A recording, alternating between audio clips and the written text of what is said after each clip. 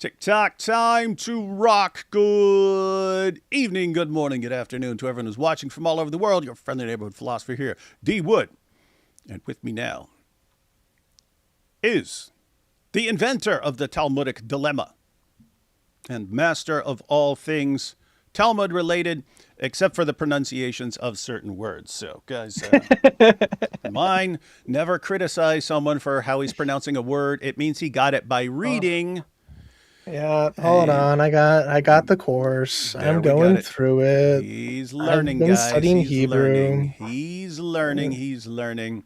it Yeah, is what it guys. is. Guys, sorry I was a bit late. So yeah, the last live stream ran right up till 8 o'clock, and then so I had to grab water and stuff, and then I realized I didn't have the clips that we wanted to watch. I didn't have them on my computer, so I had to grab those clips and stuff like that. But we got them all. We got them now, and it's mainly one video from Sheikh Uthman.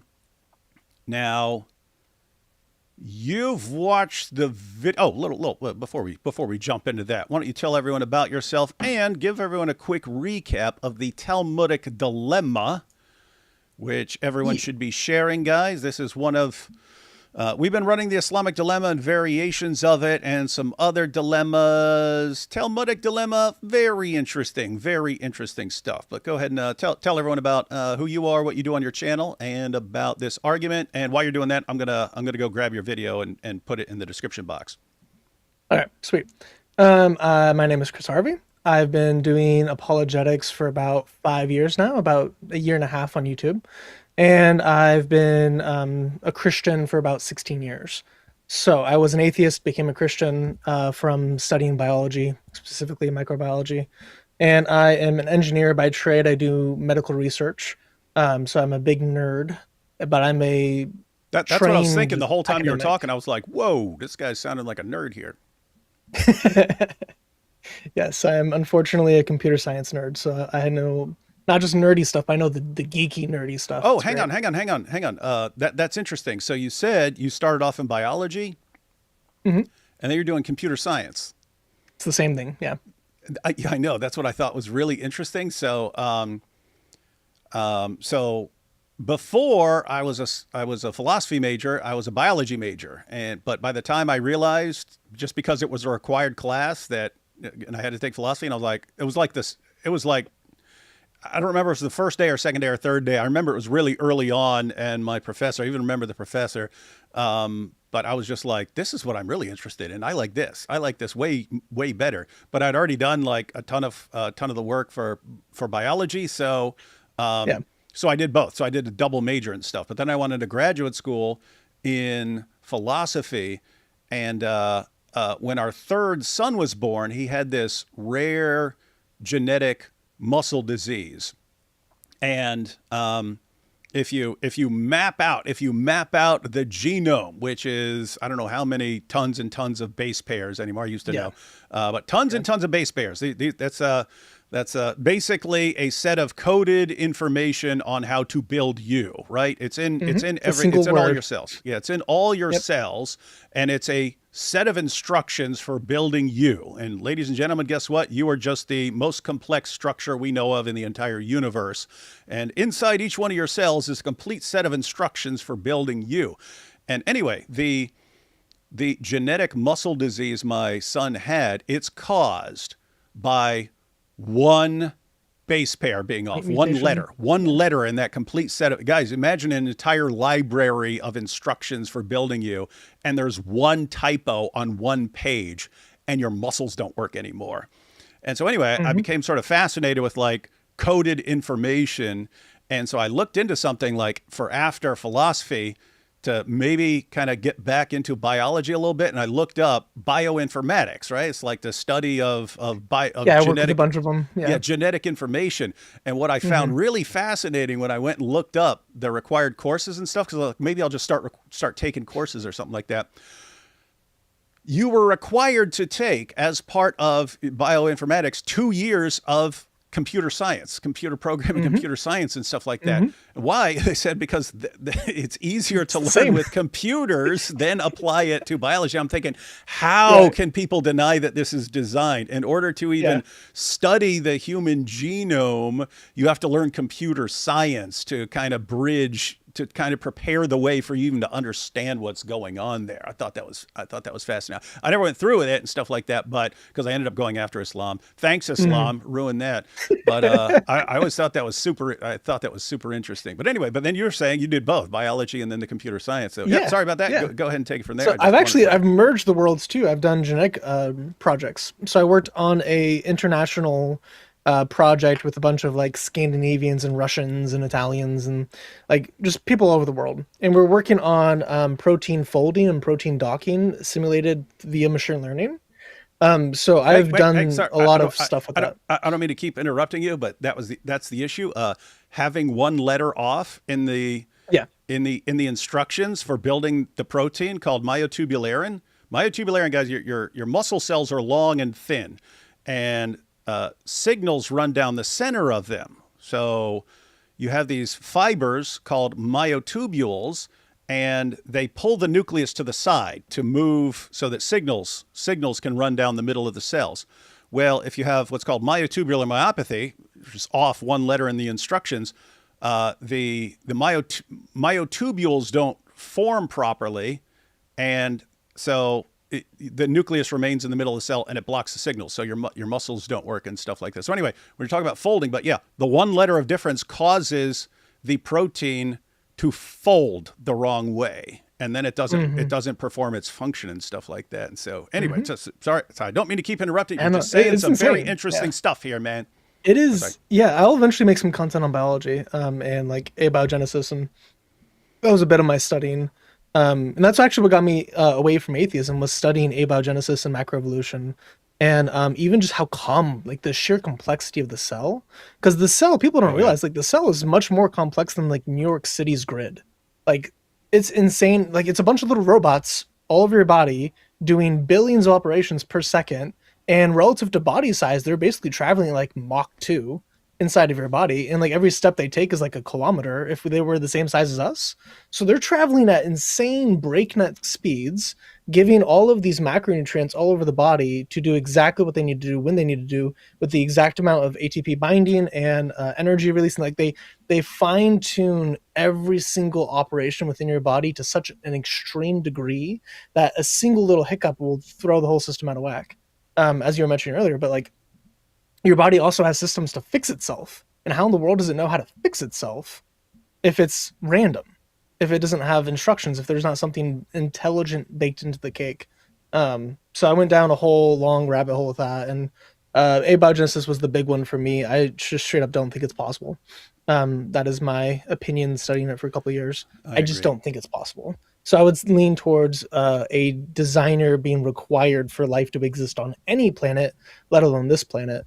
And then also the fine tuning of the universe and the uniqueness of the solar system, and all those arguments. I'll eventually make content on that. I have like a 2 hour rant in one of my live streams. I just I just ranting about the complexity of biology because there's an atheist in my chat. Um, but anyway, that's a bit of my background. I then studied evolution and genetics a decent bit, got into a little bit of electrical engineering and plasma physics, ended up in computer science, and now I do electrophysiology research, which is kind of a combination of all of those because it's the electrical activities of the heart using machine learning and AI and a lot of signal processing things that I've invented. So I've actually like invented some of the best filters in the world for ECG data, which is kind of interesting. So That anyway, that's that it my yeah, boring day job. yeah, that is interesting, and especially with the cell. Um, Mm, hmm. like and you know this when, and I posted this, I just posted this a couple days ago, when people like put up an image of like the workings of a cell and so on, so they Mm, came up with like the most accurate um, video of what's going on in a cell and so on. I posted that, and I pointed out that when certain scientists decided, hey, this can just happen on its own. They found out that you can get certain molecules that are important for life by some natural process and so on. But they thought that a human cell was extremely simple and that it's sort of the combination of all Blob. these cells that gets a much more complex, like a Hmm. something like you. But they Right. thought that Like atoms. a little cell is just a little blob of protoplasm, and it's like a brick, and you just put them together, and you could get this awesome structure and so on. So they thought, hey, if you could just get that simple, easy cell, little blob of protoplasm, no problem. Then it could get more and more. It can, get you can get more and more complex structures and so on. And so they decided to see we can explain all this naturalistically. And then they find out more and more and more about the cell, and now we know, as Chris was just pointing out, it's like they're like little cities. They're like cities in there, and they're talking every one of the trillions of Yeah. cells in your Yeah. body. They're like little cities. You have trillions of basically little cities within you, and That so communicate across your body. So it's like multiple, like when you think about the size of your cells versus the size of your body and compare it to like planets, it's like someone in Pluto talking to someone in Mercury, and it happens instantly. Like they travel insanely quickly just from one section to the next section. It's so mind-boggling that a deficiency in your brain can trigger something inside of one of your organs to then, like, through the pituitary gland, which someone didn't know about, even though he went to medical school, and it triggers these hormones and it releases and it just fixes it instantly. It knows exactly how to respond to any stimuli inside your body, and it's happening in real time. And then even epigenetics is insane. It's literally reprogramming your body in real time based on the stimuli that you're actively experiencing. So it will change what proteins are being produced in real time to deal with whatever you have. So proteins can be formed from a variety of different amino base pairs, amino acid base pairs, where you can have a variety of different combinations and mixtures, and then even the proteins themselves through those chains can conform. It's called conformational change. They can change shape. The changing of the shape changes function, and it changes instantly exactly what it needs, where it needs it, then sends it, and then it does its job. Then you continue to live, and all of that is happening so fast that every animation you see online is actually a slowed down version of it, so your eyes can comprehend what's happening. Like, have you ever seen in real time transcription of tRNA to DNA or any of the other types of transcriptions? If you watch real time transcription, you won't even be able to distinguish between the different base pairs as they're flying off of the thing, as yeah. the motor's going down.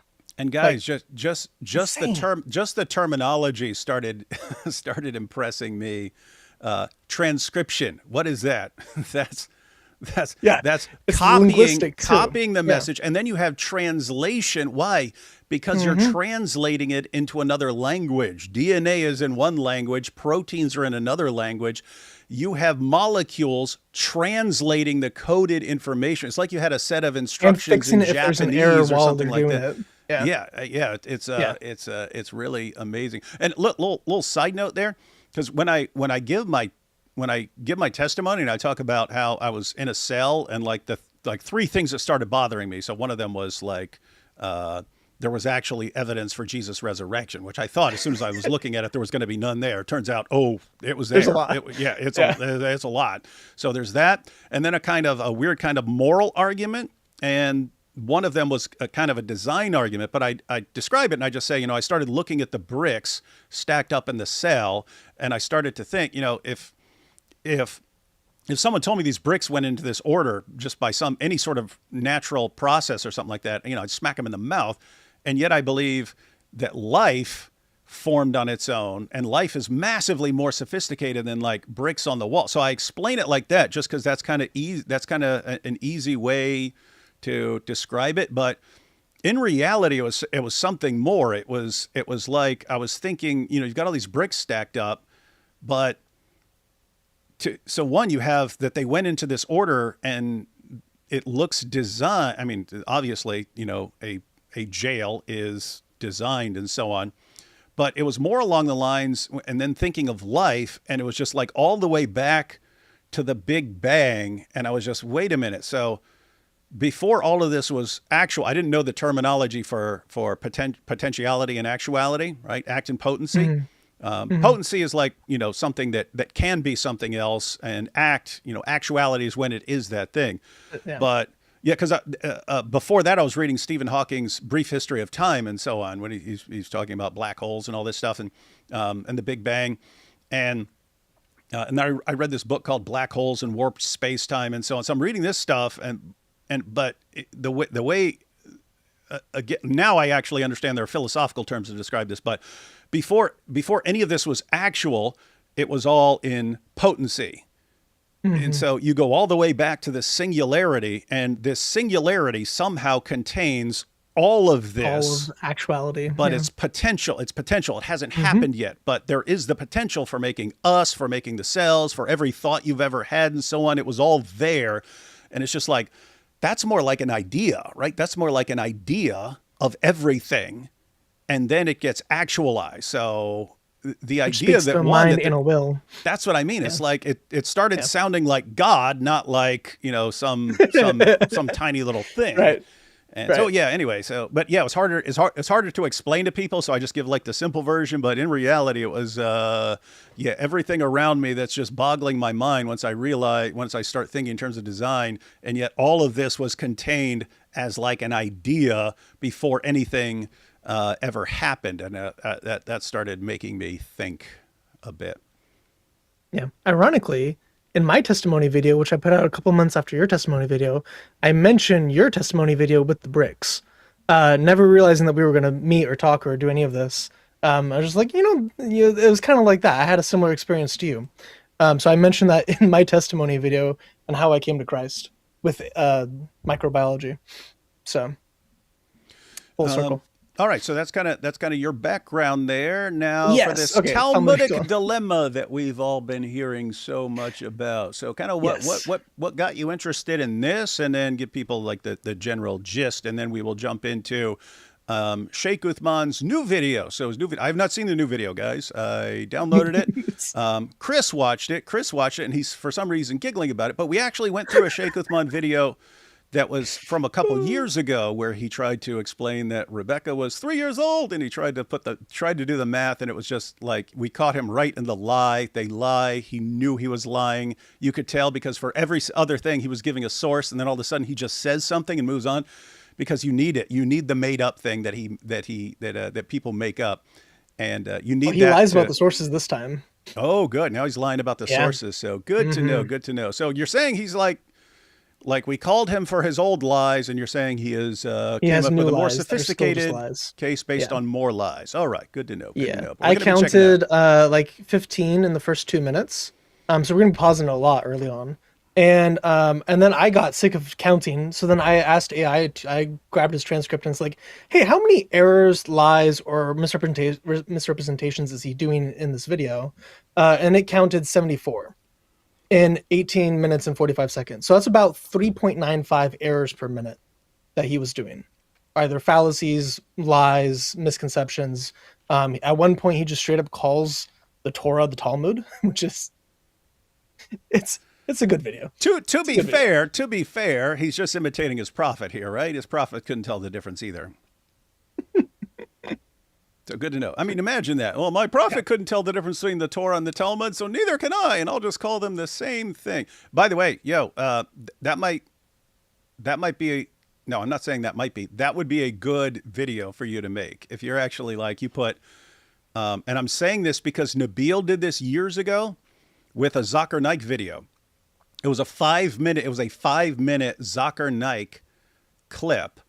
And Nabil did a video, 25 errors in 5 minutes, right? He went through all these that's where it's like, because you find out when you do this that Zakir Naik just makes stuff up because he knows his audience. He knows they don't know anything.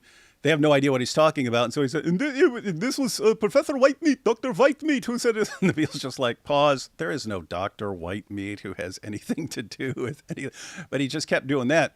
Point is, that was hilarious. People like the number. So if you put Sheikh Uthman tells 74 lies in whatever 15 minutes to whatever he's trying to accomplish to prove the age of Rebekah or something like that, I think that would do well. And you just point out all the lies, but do it like rapid fire. So he says this, actually it's this. He says this, but actually it's this. That would do well, man. That would do well. That would do well. And we would all share that. We would all share such a video if it were to be made. Okay. Jack Ray mentioned that my streams are far more goofy, and we talk about things like goat booty pageants, beauty pageants. So, on my streams, we get into some very strange topics. And it was funny. Ash on the stream the other day, he's like, I watch your streams from time to time, and I always thought I just come in at the weird times. And then I watched for like an hour today, and I realized that the whole stream's weird. So my streams are kind of off the wall sometimes. Anyway, Talmud dilemma.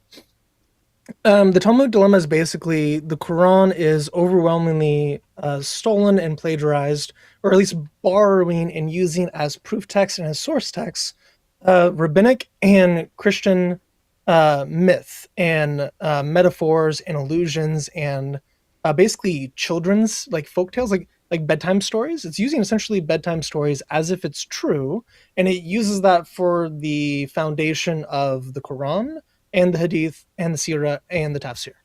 So all of Islam is based mostly on Jewish rabbinic stories that are not true, and many of them which we can like prove are not true. And then it's also based on like random Christian things like the Syriac Alexander the legend and the infancy gospel of James, which we'll talk about in this video or in this stream in his video, and then also the other infancy gospels and like the pseudo gospel of Matthew, and like there's a lot of sources that it's pulling from, mostly like Jacob Sarug because he's the big Christian source. But you have a bunch of Christian sources and then an overwhelming amount of rabbinic sources, and all of the sources it's pulling from, other than two, are post-dating Jesus. Right whenever Muhammad said there was no prophet between Jesus and him in Sahih Bukhari, and I believe in Muslim also narrates it. So there is no prophet between Jesus and Muhammad, yet prophets are required to reveal binding wahi, like for communities. So if there is no prophet, you can't have those type of narratives or stories. And the guys who are coming up with these stories are living, 1,000+ years after like Abraham. So how could they have known what happened then? And the oral tradition itself doesn't go back. But if you say that the oral tradition is the authority, that has issues as well, because there's theological differences between the rabbinic stuff and Islam. So you actually run into an Islamic dilemma. If you affirm the Talmud as literal truth from Allah, you actually run into an Islamic dilemma with the Talmud, which is really funny. And then if you don't affirm it as from Allah, then you have human man-made errors being presented as truth within the Quran and the Hadith and the Tafsir and the Sirah. So you have a lot of problems in any of the way you slice it, and you can formulate it in a couple different dilemmas. And you can also make a Bayesian argument against it for an inference, the best explanation of, is the Quran man-made or is it God-made? And the inference is overwhelmingly more likely for it to be man-made, Massively. using not just massively, like it was 1,000,000 to 1 ratio. So the Bayesian probability was about 10 to the sixth. And that wasn't even counting like a severe, because I was like more like as charitable as I could be to Islam. But if you want to be like severe with all the categories, it gets into like 10 billion to 1, which is kind of fun. But I wanted to at least make it like not as arguable for the Muslims. So if I'm being charitable, then the Muslims can't be like, oh, you're just being biased. I'm like, I'm presenting your sources. I'm presenting the test that your sources give. I'm showing that your sources fail these tests and that it's all man-made to begin with. So, bunch of problems there. But that's Um, pretty much the Talmud dilemma. hey, check this out. Hang on. First of all, and this is actually a good suggestion. Zachary Lincoln says, or 3.9 lies per minute, and for about 18 minutes would be better. Yeah, if you titled it Sheikh Uthman lies 3.9 times per minute, the proof or something like that, and then you just your video is showing him just lie at 3 point. You add up all the lies rapid fire, and then now you do the math, and you do the math. Okay, we take this number of minutes and we divide it, and then I'm saying that would be good, man. That would be good. Mm. I That would have be a what's meme called edit of the last YouTube gold. stream Hmm? for this week, which is going to be pretty base. It's going to be 30 minutes. We kind of went off the rails last stream. including like, oh, what would you do for $60 million to a camel?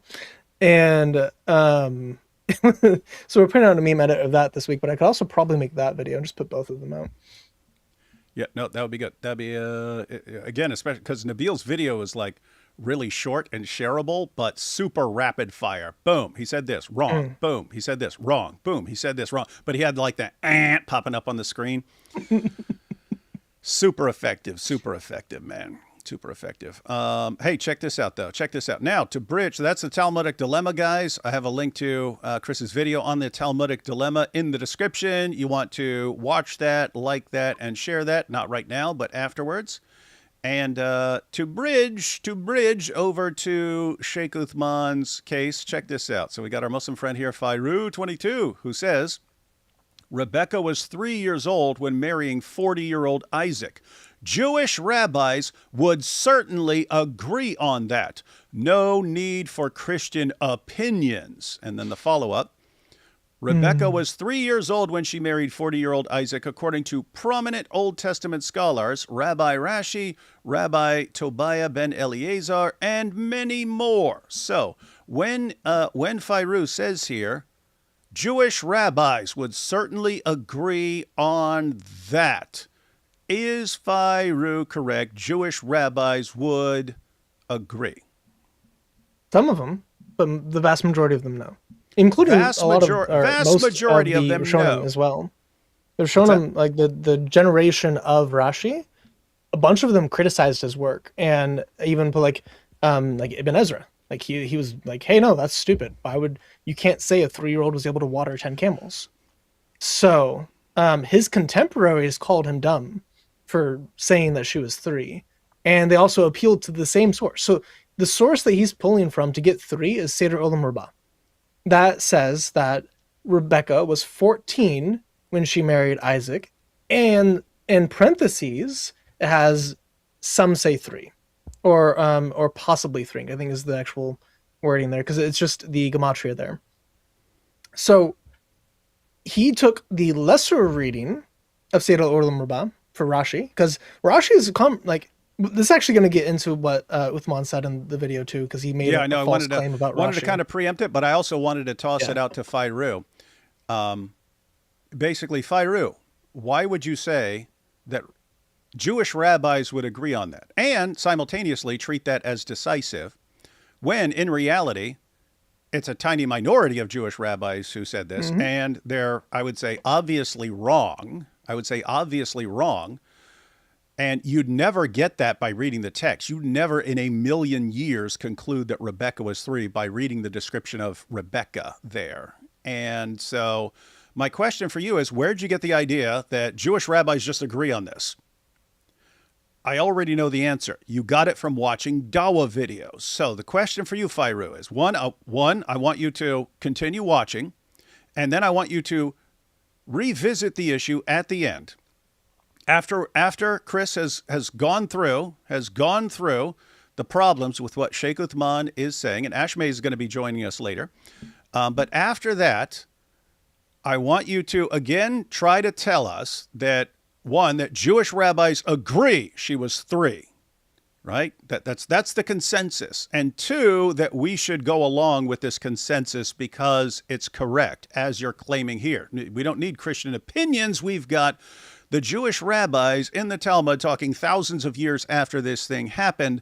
And I want you to think about where you got this idea, and you got it from people like Sheikh Uthman. And I want you to then, after we've gone through everything, tell us if you still adhere to this statement, if you still agree with this statement. And if you do, that's going to tell us everything we need to know about you as a person. That's going to tell us something about you. All right, so let's check out these first couple super chats, and then we're going to watch a short video from Sheikh Uthman, because we're going to show some total hypocrisy from this epic, chronic, compulsive liar. So we have Dawa Troll, nerd, but not Mike Winger nerd, so that's okay. Yeah, there's nerd, and then there's like evil nerd. Those are 2 different things. Late vid Wood here to show us the proof. Yep. Oh, you're going to get the proof, ladies and gentlemen. And ironically, last week or 2 weeks ago, I actually had you start exactly on time because I was here and you were ready. Mm-hmm. And now this week we're like 20 minutes late. So it's Yep. the dichotomy there. I blame Chris Claus and Thaddeus of Reasoned There you go. Answers. They made me late. I couldn't help it. They bullied me and made me late. And now we know Darth Nerd is David Wood. Hey, just because I know a couple nerdy things doesn't make me a nerd. Sometimes you learn some nerd stuff to make fun of nerds, right? You can make fun of nerds more effectively if you learn a little bit of nerd stuff. Guy on the right is Winger Nerd. Oh, hi, David. This is just people are sad. Learning new things about design is priceless. Thank you. Hey, yeah. Since you know about this stuff, maybe we should do a show on one. Look at some video clips and stuff like that, and talk about this stuff. Rebekah's 3. You see, proof of Trinity is possible. SETI, that's the search for extraterrestrial intelligence, applies Zipf's law to signals if they came from an intelligent source. It detects grammar structures, dolphin squeaks, programming languages, or any grammar. Applying it to DNA is on my to-do list. That's a good one. D. Wood, did you manage to eat din din between live streams? I did not, but I refilled my cup. Biomechanics defeats evolution, for example, eyes. Or even just bird feathers. Bird feathers don't make any sense. Are there parallel universes? Why or why not? Well, I would say no. I would say there could be. You just don't have any reason to think that there are. I mean, if you have an omnipotent creator, for all I know, God has made a billion universes. I wouldn't know, but we only have access to the one that we actually are aware of. Cute dog, we are getting a Bernese puppy on May 29th. For names, we are thinking Poncho, Bandit, or Otto, short for Otto von Bismarck. You could go with Momo. Oh, Bisbark. Oh, I get it. Bisbark. That's cute. If we get into microbio, we need Dr. Tor on panel. Dr. Tor is actually Cool. friends with Nabil. Zocker is just D.2.0, same brainless script. Yeah, and same thing. It's, guys, Dawa is basically... He's his student, right?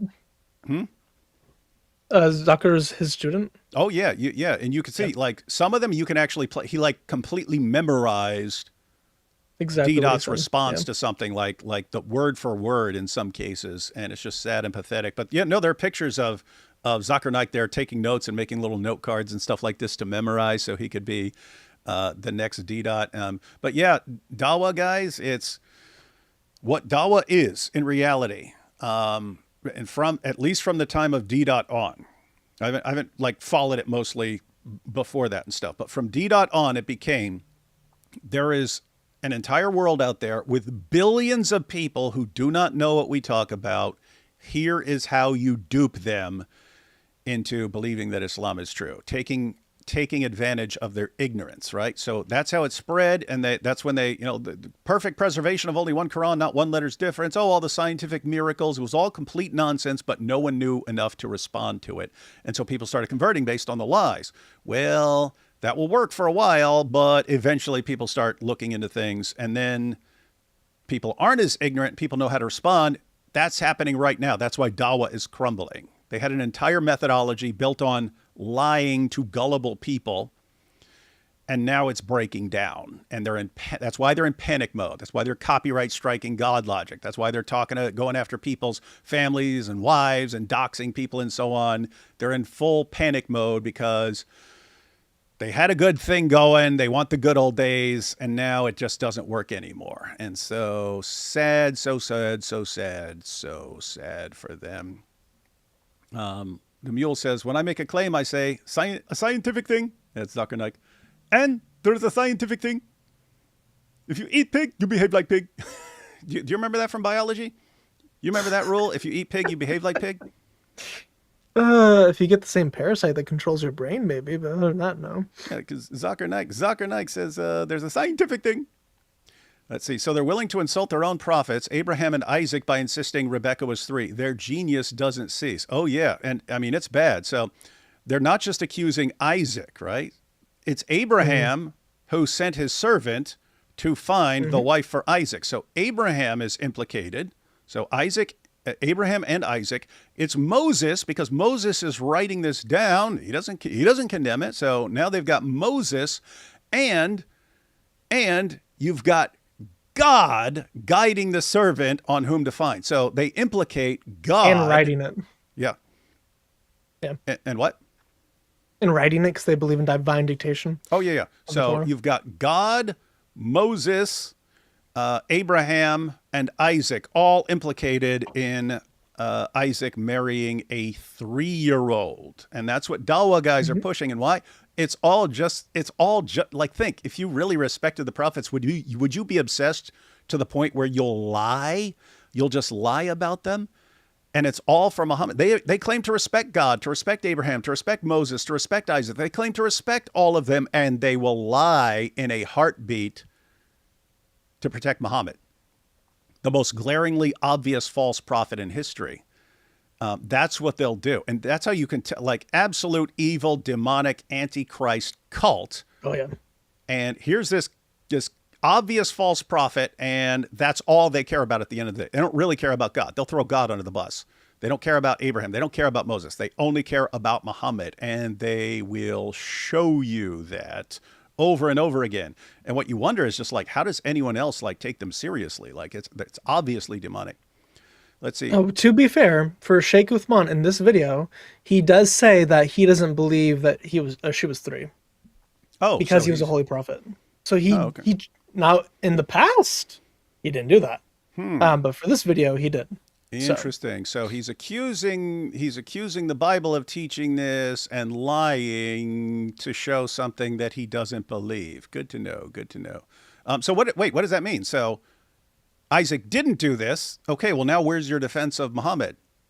Because I thought the goal seemed to be just to say everyone is a pedophile and therefore it's fine. So don't have a problem with it. I don't know, no, this video makes Malik look smart. It's kind of sad. It is really sad. Interesting. Loaves of Bread says, Chris, can you go over Tovia Singer on JTV calling Jews for Jesus worse anti-Semitism than Islam and his time as rabbi of Indonesia? Don't know if you so there's an old stream with Tovia Singer who basically said that he was going to form an alliance with Muslims to destroy Christianity. So anything he says about Islam is him just straight up lying. It's fun. Good to know. Good to know. Smart. Full-blown panic mode. Dawa is doomed. Yeah, Dawa's in trouble. Dawa's in trouble. Watching D-Wood made me realize how weird Momo was. Oh, he's pretty darn weird. And then we have, even if we granted she was 3, according to magic Muslim math, which she obviously wasn't, I have no problem standing up and saying Isaac was gross and wrong. They will never do the same to Muhammad. That's the thing. If somehow someone proved it and said, nope, she was 3, we'd just say, okay, that was evil then. That's what we would do. Yeah. We don't have this belief that anything a prophet did has God's stamp of approval. That's their weird belief. Yeah. And then they impose that weird belief on us. And here we have, Uthman is so slow, he tried to ride an auto cycle and found out he couldn't take the heat. It was too much pressure for him. The auto cycle is the engine compression and explosion. He tried to ride it. He tried to ride it. Yeah, he tried to ride it. Nice. Nice. Oh, all right. That's cute. Yeah, I just wanted to show one quick short video clip. This is from Canyon Mims, where Sheikh Uthman is responding to the challenge that Islamophobes bring up about Muhammad and Aisha. So here's Sheikh Uthman's awesome investigation when Muhammad is being criticized. Let's see what he does here. Can you prove that Aisha was not a child when she married Prophet Muhammad, peace be upon him, in less than 60 seconds? 100% we can. The hadith mentions when the engagement happened, when the... Wait, did you just hear that, guys?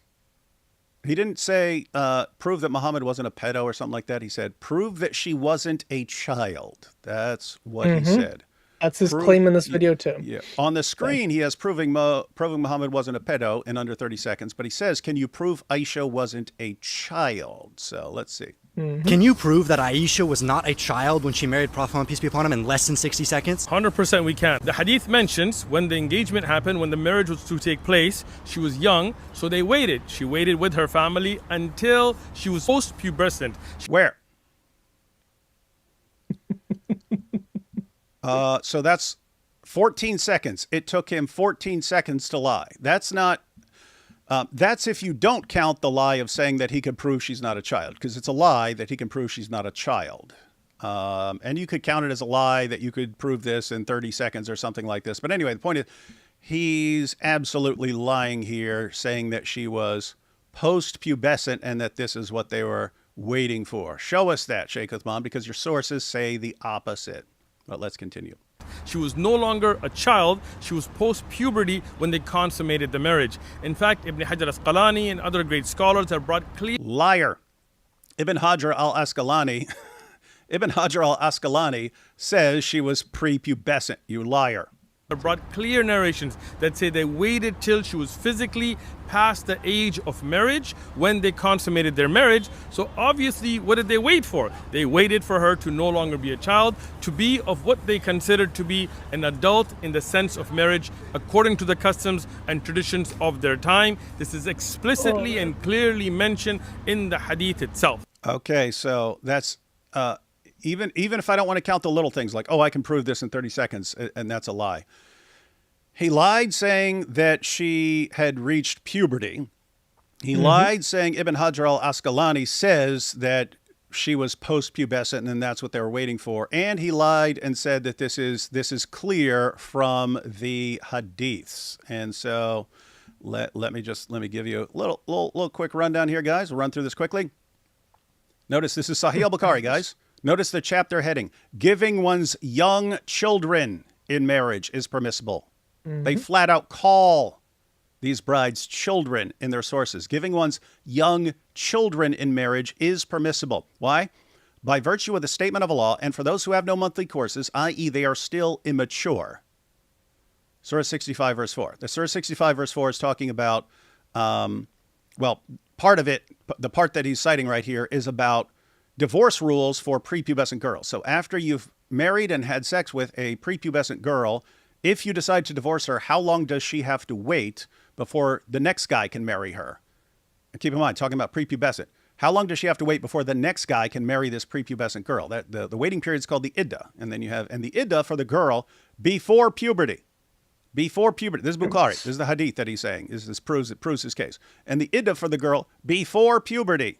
Post-pubescent, no, before puberty is 3 months in the above verse. And then as an example of marrying a girl before puberty, we have Sahih al-Bukhari 5133, narrated Aisha that the Prophet wrote the marriage contract with her when she was 6 years old, and he consummated his marriage when she was 9 years old, and then she remained with him for 9 years, i.e. till his death. Go a couple more here. 5158, narrated Urwa, the Prophet wrote the marriage contract with Aisha while she was 6 years old and consummated his marriage while she was 9 years old, and she remained with him for 9 years, i.e. till his death. Then we have 6130, and this is interesting because this actually includes commentary from Ibn Hajar al-Asqalani, whom Sheikh Uthman just said declared that Aisha was post-pubescent, and that's what Muhammad is waiting for. What does Ibn Hajar actually say? Look, narrated Aisha, I used to play with the dolls in the presence of the Prophet, and my girlfriends also used to play with me. When Allah's messenger used to enter my dwelling place, they used to hide themselves. Smart. Definitely want to hide yourselves from Muhammad if you're a little girl. But the Prophet would call them to join and play with me. Pretty creepy. And here in parentheses is the commentary from Ibn Hajar al-Asqalani. The playing with dolls and similar images is forbidden, but it was allowed for Aisha at that time as she was a little girl, not yet reached the age of puberty. What? She was a woman? Says she was a little girl, not yet reached the age of puberty. Sheikh Uthman, yes, it's very clear, and I can prove, this is the proof that she was not a little girl, she's actually an adult. Are you kidding me? He's a liar. He supposedly has a master's degree in hadith studies, so he knows this is a lie. He knows it's a lie, and he tells it anyway. Now in Sahih Muslim, it was narrated that Aisha said, the Prophet married me when I was 6 years old and consummated the marriage with me when I was 9 years old.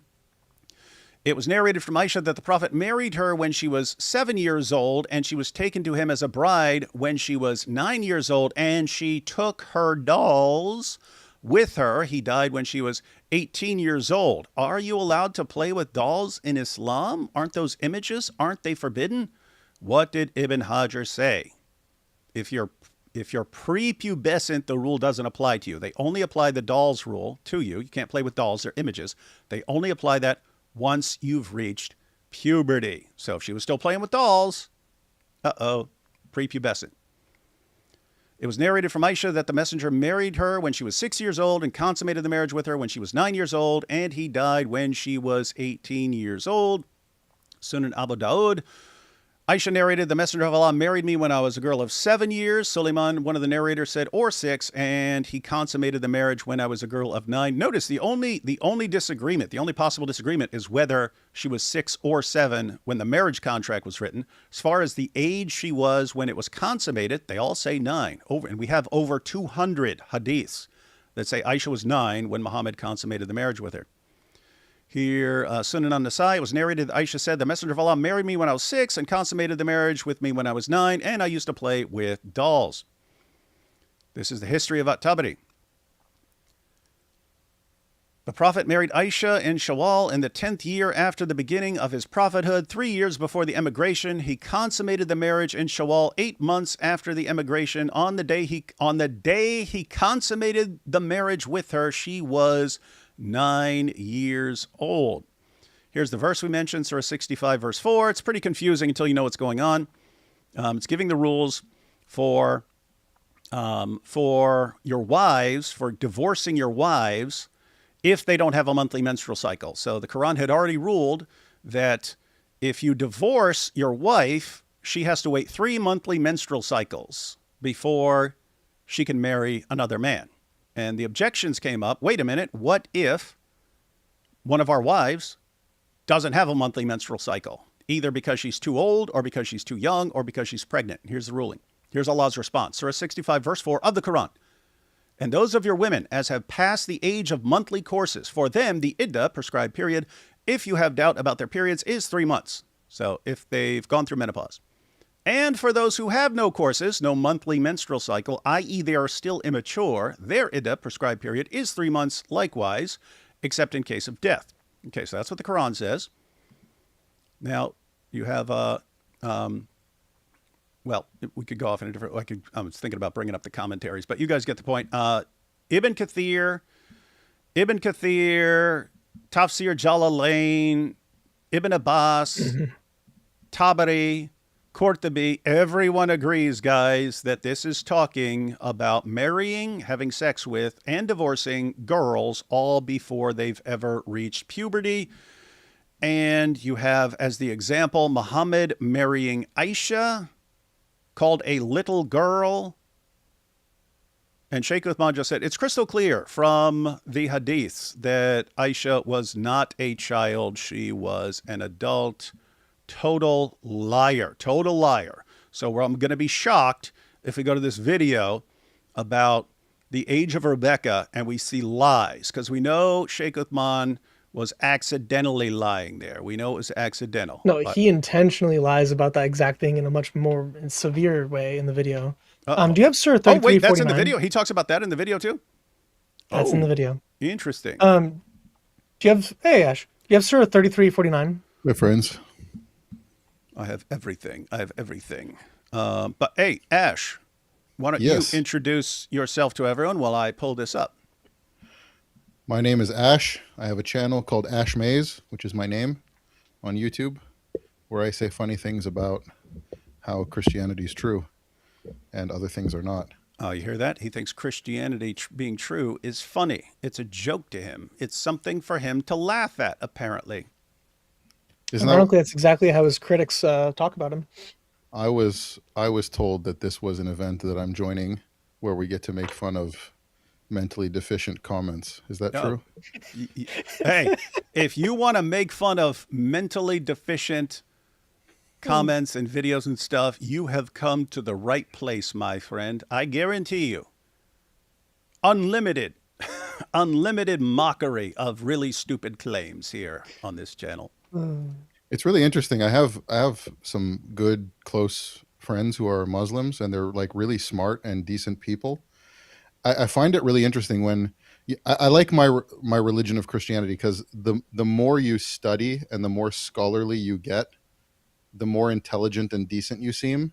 but with Islam, it seems to be kind of the reverse. Yeah, it's Like weird. the Isn't it? less you know, the more capable of being decent you are. You know what I Hmm. mean? Yeah.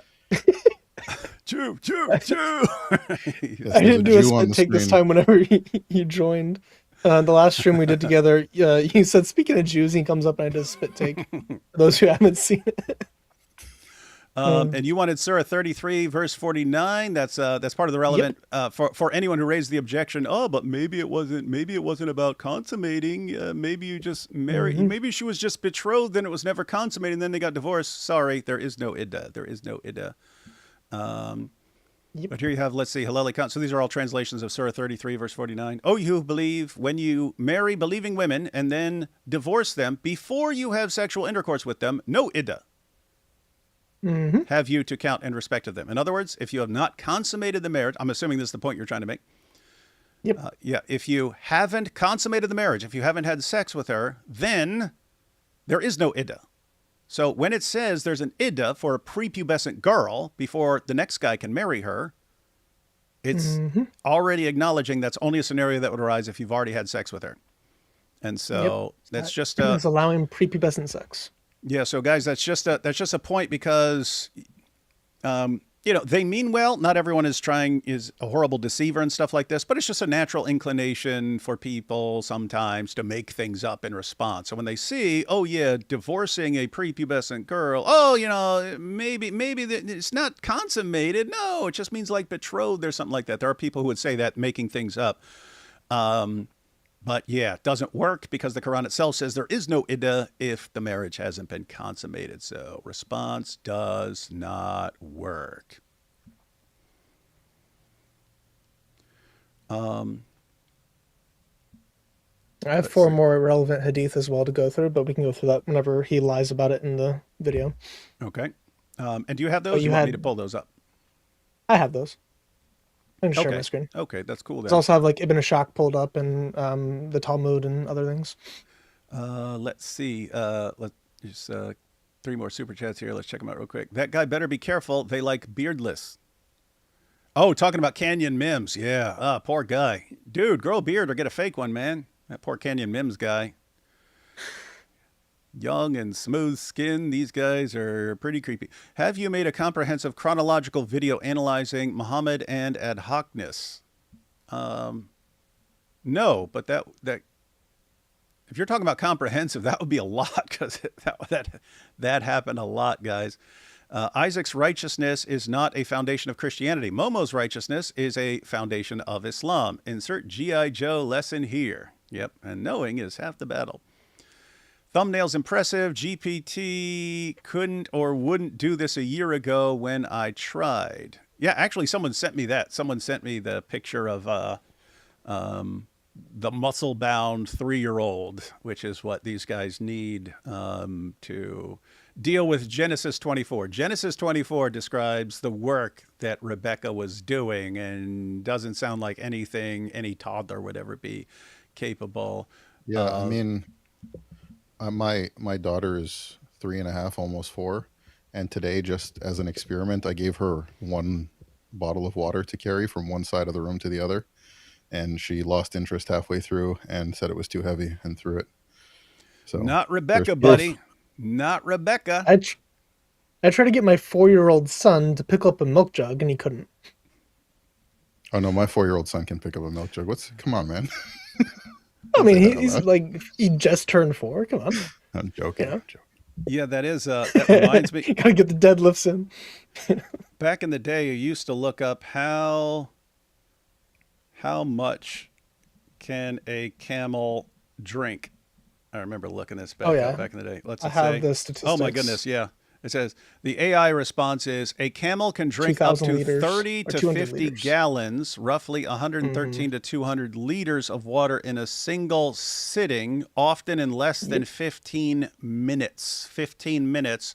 In 15 minutes, a camel can drink 30 to 50 gallons, and she was watering 10 camels. 10 camels. So that's 300 to 500, 300 to 500 gallons of water this 3-year-old lugged around. That's why she had to be absolutely muscle bound. I feel like as soon as like the realization comes upon people that this argument is so nonsense, the script is gonna switch, and the next thing you're gonna hear is, you see, not even a fully grown woman could carry that much water, so your Bible has been corrupted. The Bible is wrong. No one could do this. No one in history could water 10 camels. Not even a fully grown man. That's 60 trips with a 5-gallon bucket. Not even Superman. That's hard work. Superman could water 10 camels. It's impossible. Hey, we ready to jump into this?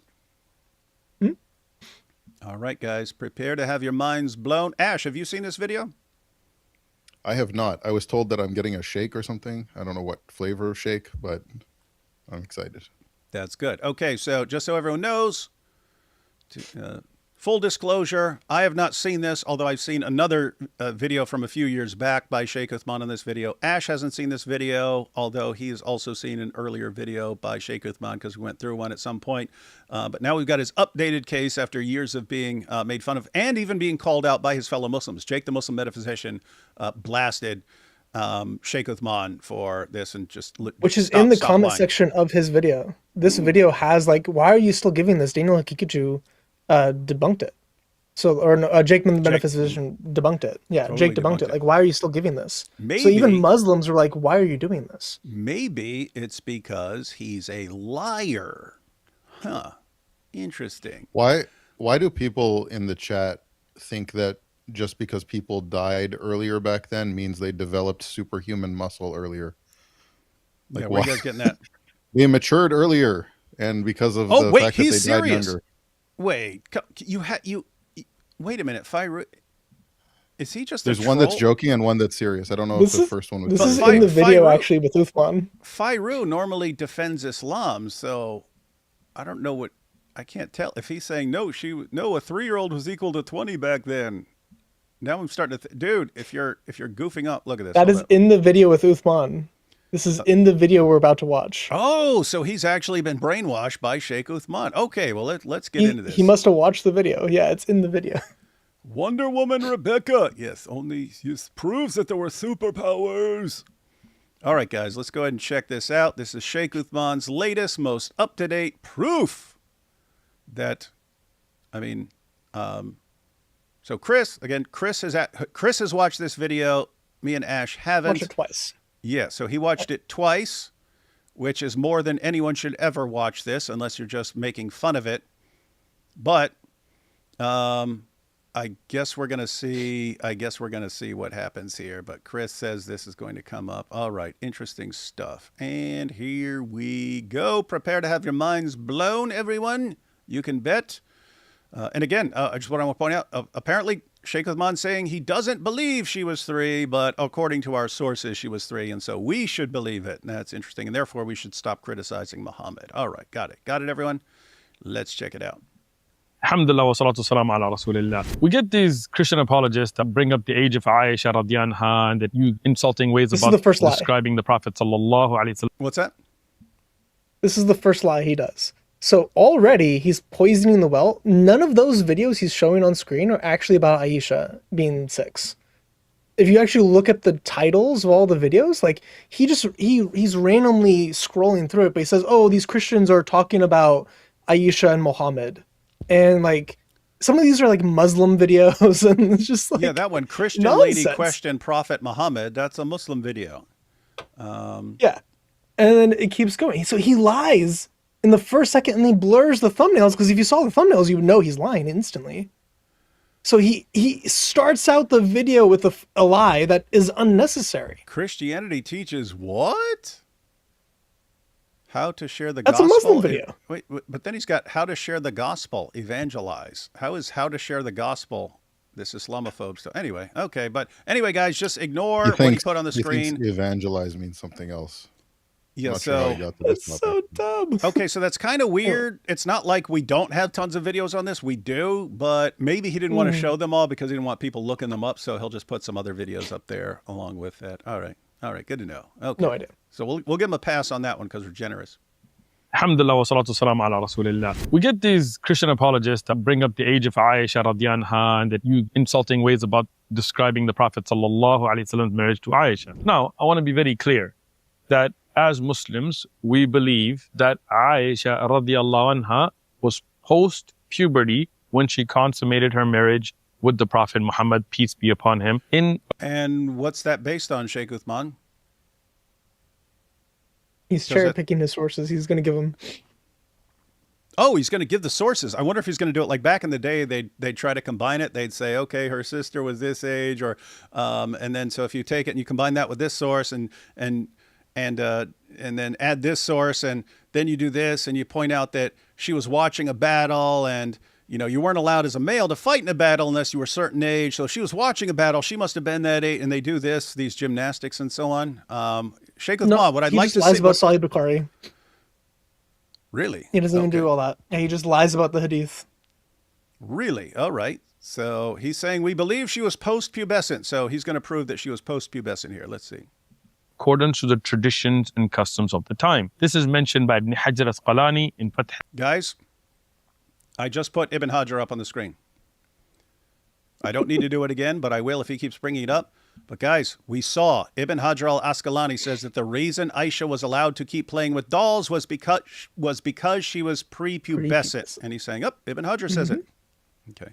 Bari on the authority of Ibn Battal, and it's mentioned by Imam al-Nawawi on the authority of al-Dawoodi in his Sharh of Sahih Muslim that she had matured. Now, this is very important because where? I know. That would have been very easy to put up on the screen, right? Here's where it says it. Yeah. Okay. So real sources, trust me, bro. Trust me, bro. That's a real source. Yeah. Okay, good to know. All right. As somebody who may be a pedophile or somebody who's looking for a child marriage looks for younger children. They don't wait for a child to go past puberty or bulugh or maturity. Wait, he just put Jeffrey up on the screen? Andrew. Weren't his victims post-pubescent? He wasn't going after like 5-6 year olds, right? He was going at like teenagers, right? No, he was going after infants. There's some reports of them doing really? like that's infants. super creepy then. Yeah.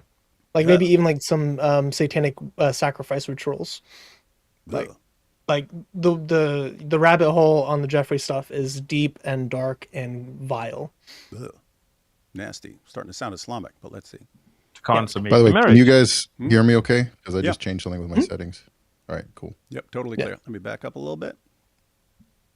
Very important because somebody who may be a pedophile or somebody who's looking for a child marriage looks for younger children. Just want to be clear here, guys. He just admitted that if the sources are correct, he just called Muhammad a pedophile. He said a pedophile is looking for someone who's younger and prepubescent, which is exactly what Aisha was according to the hadiths and according to Ibn Hajar al-Asqalani, both of whom he cites as proof that he's right, although he doesn't give the source. And guess what? If the Quran allows sex with prepubescent girls, as it does in Surah 65, verse 4, the Quran is basically giving an open invitation to pedophiles, according to Sheikh Uthman, what he just said. Now, he's going to lie and say that Islam doesn't allow this, but he just acknowledged that would make you a pedophile. They don't wait for a child to go past puberty or neither did Muhammad, and neither does the Quran require it. Allah doesn't care. Bulugh or maturity to consummate the marriage. The Prophet Muhammad, peace be upon him, he did not choose to marry Aisha. This was suggested to him because she was at an age to be wed in accordance to the customs of the time. It was suggested to him. He came up to his buddy Abu Bakr, said, "Give me your daughter." And then he tells Aisha later, "I had a revelation."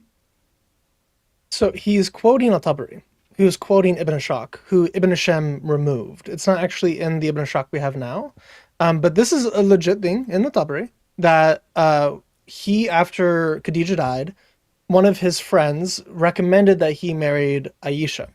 Then he has the revelation, he has the dream, and then he goes to Abu Bakr, and Abu Bakr goes to her fiance's family, and then her fiance's family breaks off the engagement. He lies about almost all of it. But I do want to bring up some sources real quick, if you can pull up my screen. because he is And- lying about Ibn Ashok, Oh, and one he's second. lying about the hadith. Just want to point out, Brother David Wood, please put out a challenge to that serpent. Dean responds. He is going on with that blasphemous claims of Muhammad in the Bible. Can't. We had a debate. We had a 2-on-2 debate scheduled between me and AP on one side, and Dee's responds and Orthodox Lips. They both backed out and said we're boycotted. We're boycotted. So can't debate someone who says you're boycotted. All right, now you want, jump out of here. And You know that Muhammad in the Bible thing always ends up becoming funny because people will then point to Deuteronomy 13 that he's a false prophet.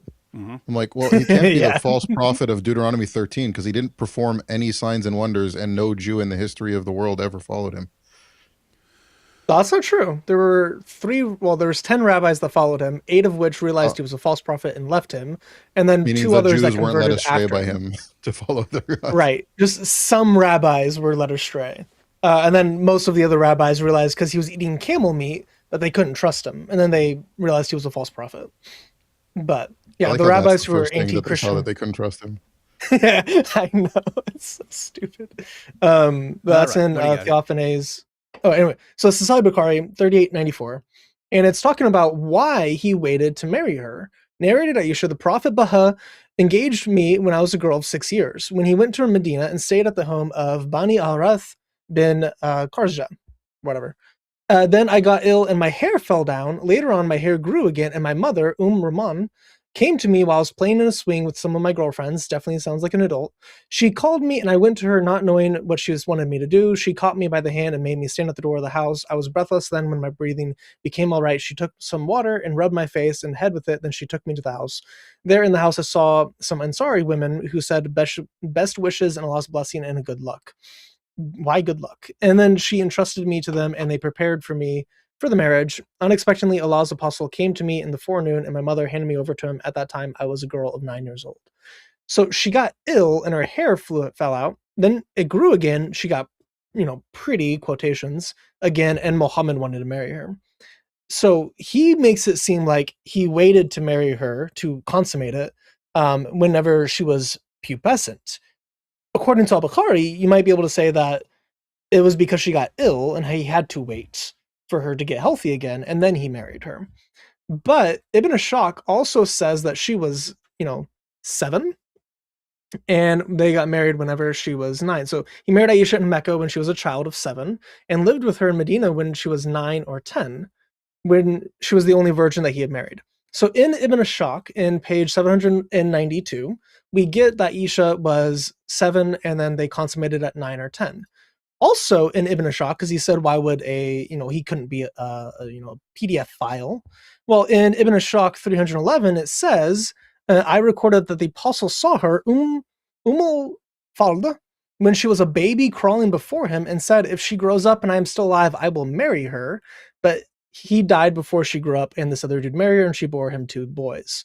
So he saw a baby crawling and desired her enough to say, if she grows up and I am still alive, I will marry her. Does that sound like a reasonable thing for an adult man to do in his 60s? Or late 50s? Well, I've never had any daughters, but if I did and she was 1 and some guy said, I'll marry her, gonna have some problems. Most certainly some problems. And this is the hadith for the dream he had in Sahih Bukhari 7012.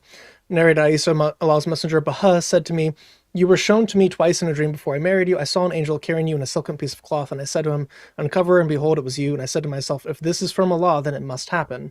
Then you were shown to me the angel carrying you in a silken piece of cloth, and I said to him, uncover, and behold, it was you. And I said to myself, if this is from Allah, then it must happen. So you have this dream that's actually causing it, and then he goes to Abu Bakr, and he said, like, well, how could, we're brothers. How could you marry Aisha? And then he's like, you're just my brother in religion. You're not my real brother. So therefore we can get married.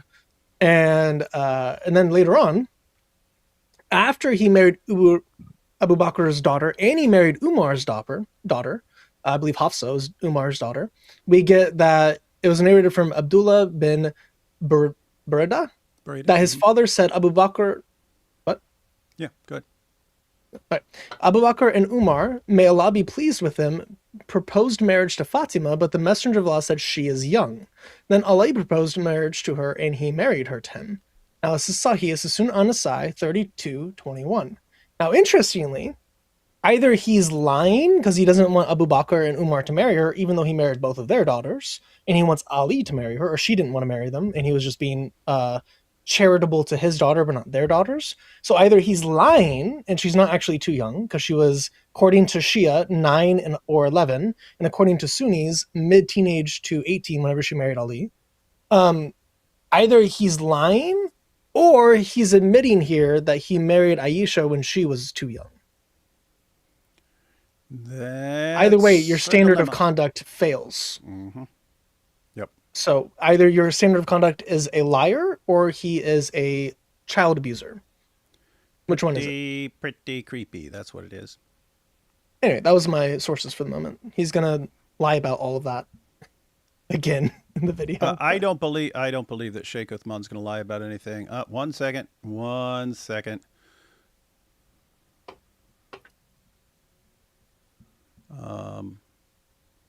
One second. All right. Well, let's jump into this and resume. Now, Jubair ibn Mut'im was the one that Aisha radiyallahu anha was already engaged to. That means, according to the custom of the time, when a girl comes close to the age of puberty, they got her engaged.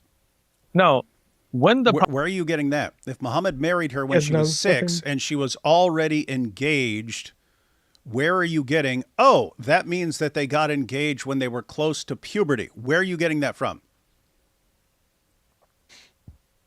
Where, Sheikh Uthman? Everything with you is trust me, bro. Everything with you is trust me, bro. 1 second. We got someone who needs attention. Guess who? Oh, shocker. It's Issa. Shocker. Shocker, everyone. Hey, Issa. You should become a Christian. Oh, you heard it here. You heard it. You heard it for the first time here live, folks. Issa should become a Christian. Is Issa not a Christian? He's a Sufi Muslim. Everyone calls him the goofy Sufi because that's what he calls himself. But he's pretty laid back and chill, so we let him slide. We give him a pass. We give him a pass. Chris has really good lectures on why Islam is just rabbinic Judaism, though. So basically, you're Jewish. Hey! Issa doesn't have any problem with that. He likes Jews. Yeah, he's half Jewish, man. Yeah, he's half Jewish. He's half Jewish, half Muslim, why, or half Arab. So and he's named after Jesus, so he's a combination of right? the three. So if you're with a bunch of Jews, you could just be like, I do Judaism, and with Muslims, you could just be like, I do Sufi Islam. Yeah. Well, I mean, it's interesting. I think Sunni Islam is identical to rabbinic Judaism, so I think it's the same thing where it's completely lands on the scholars. I think it's totally that. So yeah, including Sharia. That's fun stuff. Yeah. Have you guys done a stream together, Issa and Chris? That would be awesome. Yeah. Nice to meet you. Funny. Issa would do it. Pleasure, you should pick a topic you guys both like, because that would be fun. And yeah, Issa's his own thing. People always like, why are you this? And they never understand Issa. Ain't no thing like Issa except Issa, everyone. All right, ready to jump back into this? Let's check it out. Prophet ﷺ's proposal came. Abu Bakr, the father of Aisha, he broke the engagement with Jubair ibn Mut'im, who was a polytheist, and he then offered his daughter to the Prophet Muhammad, peace be upon him. You guys hear this? Offered his daughter? Muhammad came up and told him. Said, hey, I want to marry your daughter. He says, but we're brothers. What are you talking about, man? We're so close. We're so close that we're brothers. No. We're only brothers in religion. Your daughter's lawful for me. Does that sound like Abu Bakr? Hey, will you marry my daughter? I really would. Really think it would be great, Messenger of Allah. You're right. You're right. I mean, 3.9 lies per minute sounds accurate. Everything like every sentence, there's some lie in it. The crazy part is we haven't even gone to the dense lies yet. The rapid fire lies. So he lied about At-Tabari there as well. So At-Tabari is quoting Ibn Ishaq, which is not quoted by Ibn Hashem, which is what the Galameh's reconstruction was from. So Tabari quotes Ibn Ishaq as to say that Abu Bakr, after he is told by Muhammad, hey, I want to marry your daughter, he's like, oh, well, I've already promised her to this pagan family. So then he goes to the pagan family, meets the parents of the son, and is like, hey, I'm a Muslim now. Do you still want to? Because as the father of the bride, it was improper for him to break off the marriage. So he goes to them and says, like, hey, do you still want to marry my daughter, Aisha? And they were like, oh, well, actually, we're kind of concerned that your daughter, since you're a Muslim, she'll likely be raised Muslim as well. We're concerned that Aisha would cause our son to leave our ancient customs and religion and follow Islam. So we don't actually want our son to marry you. And then Abu Bakr conceded, is like, okay, that's fair. Let's just annul the marriage then. And then he goes and gives her to Muhammad. So what he's doing here is either mischaracterizing what actually happened or lying. By the way, it's not what is in the sources. I'd go with lying. It's one thing if it's some random Muslim and they say something. Normally, lots of Muslims are, even if they're wrong, they're not deliberately lying. They think they're right, and they heard this from a Dawah guy, so they think they're telling the truth and so on. Again, he supposedly has a master's degree in hadith, so he should know better. Yeah, it's really interesting because, like, in apologetics, like if you're doing things properly, you should never lie about the other person's position because you should be steel manning it before you prove it false. Now, I do get why some people who are not skilled at that would lie about somebody else's religion, but if you have to lie about your own religion to make your point, that's a whole nother and then problem. lie about the others too. Yeah. Oh, man. Who then waited 3 years to consummate their marriage. The consummation was delayed. Why? As Ibn Hajar al-Asqalani and Nawawi and other scholars have put, for her to hit puberty or be ready for relations in accordance with biological standards and the customs of the time. No. Okay. Just hypothetically, if you said that was the custom of the time, wait to puberty, then why does the Quran allow sex with prepubescent girls? Why? Why, Sheikh Uthman? Why? Why is Allah's standard lower than the customs of the time? Because we're all looking at this going, oh, this is really messed up. They're marrying these young girls. And he's saying, oh, but it's the customs of the time to wait until puberty. It's the custom of the time to wait until puberty. Okay, then why do you have Allah being worse than the customs, the revelation of the Quran being worse than the customs of pagan Arabs?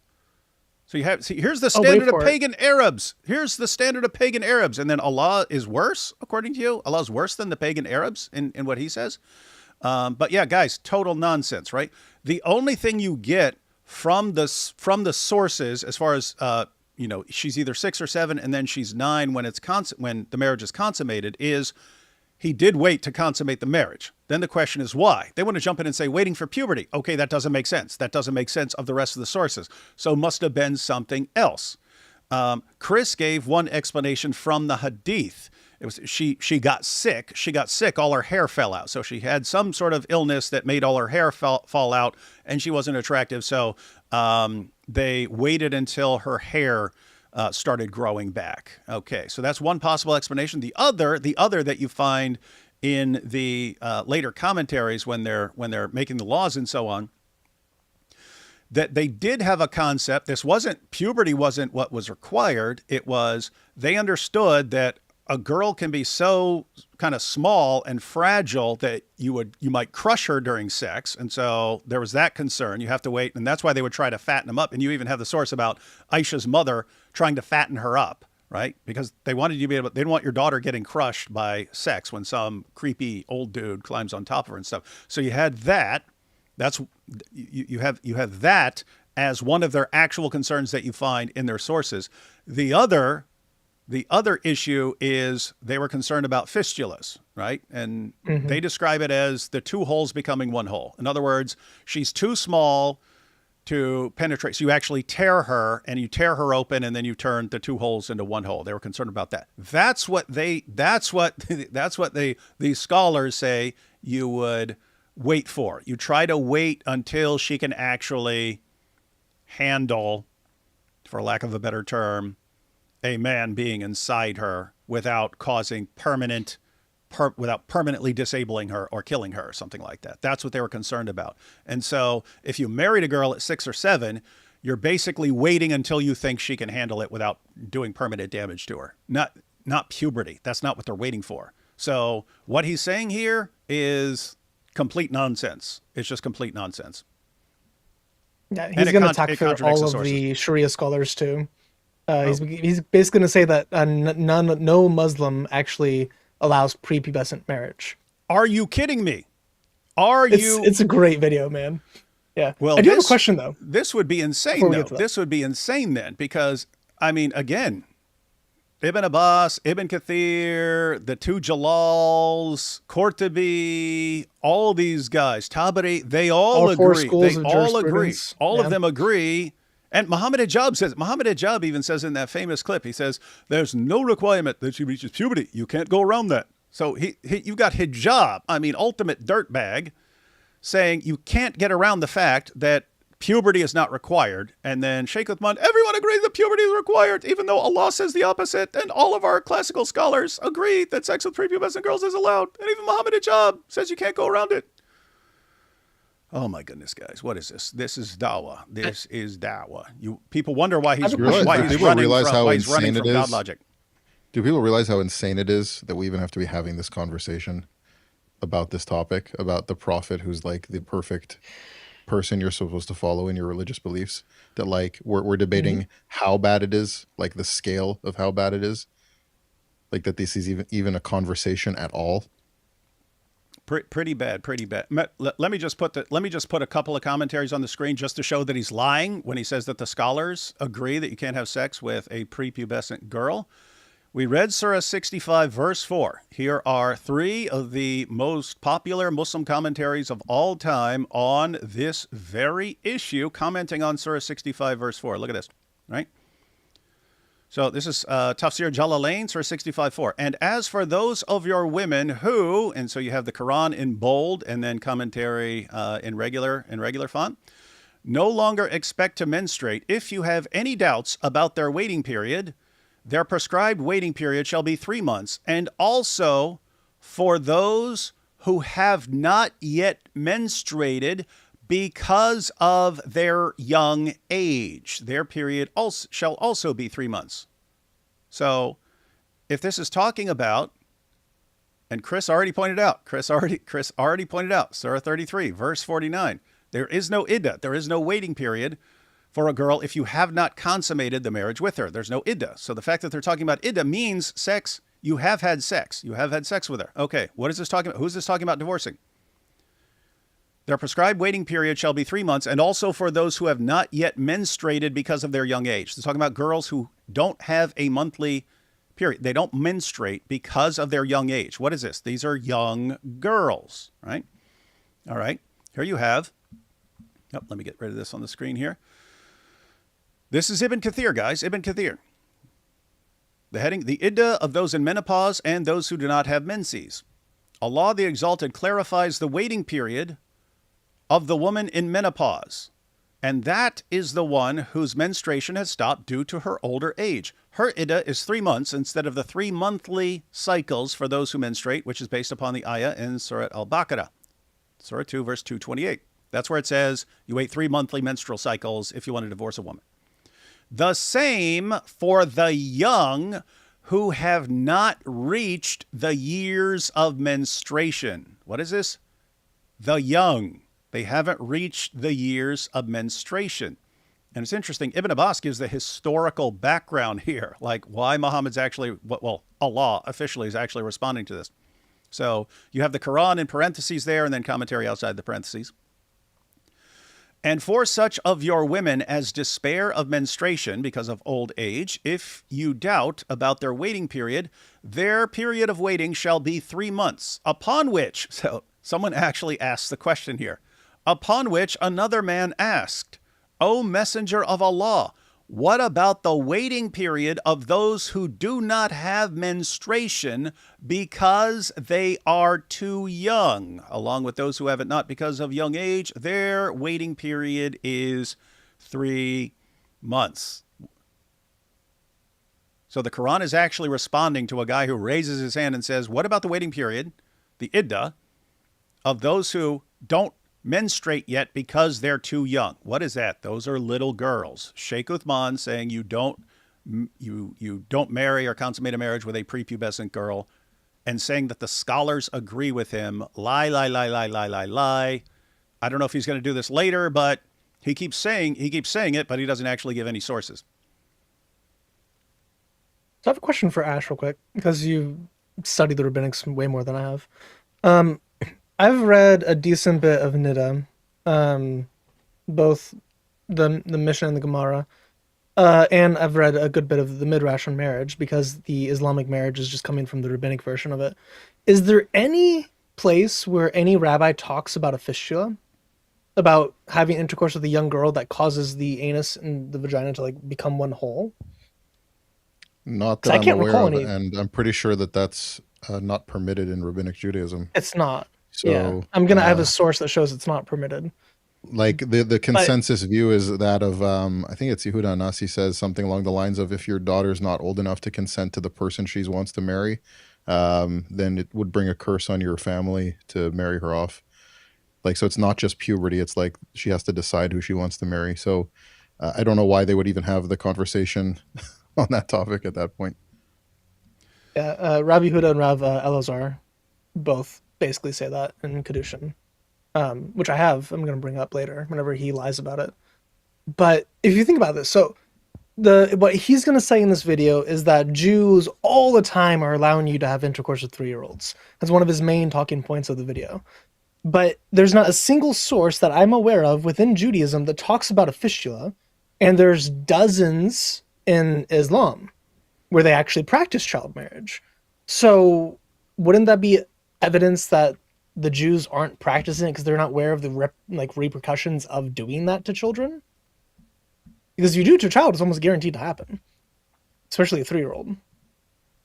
But Jews never mention it once. They talk about the hymen, which we'll get to, but they don't talk about that. Yeah, I don't recall ever learning anything like that or about that. And we've got 1 1/2 Jews here. Well, I have to point out, it's a little over 1 1/2, because according to my DNA results, I am 2.7% Jewish.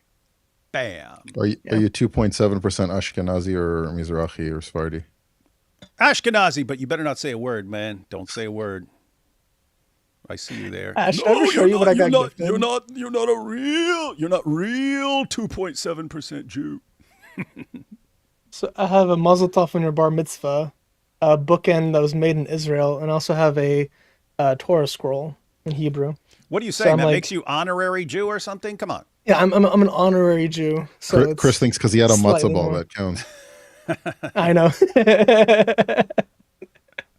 I studied Talmud and I ate a matzah ball once. I'm a Jew now, yes. All right, we ready? All right, more from Sheikh Uthman. Here we go. So, to be very clear, Aisha radiallahu anha was post the age of puberty when they consummate their marriage. And you offered no actual evidence. The only thing you offered was lies to support what you're saying. Classic dawah. But here we go. Guys, I'll say... He's also cherry... Yeah. He's cherry picking here, Oh, and yeah. he doesn't mention any of the scholars that affirm that she was a child. So, Yeah. And it's, double lie. Yeah, and I just want to point out, in the name of full disclosure here, I think there is a plausible path to not believe that Aisha was 9 or prepubescent, and that is just to conclude that the hadiths they're garbage, right? And I'm saying that because there are Muslims who go that direction.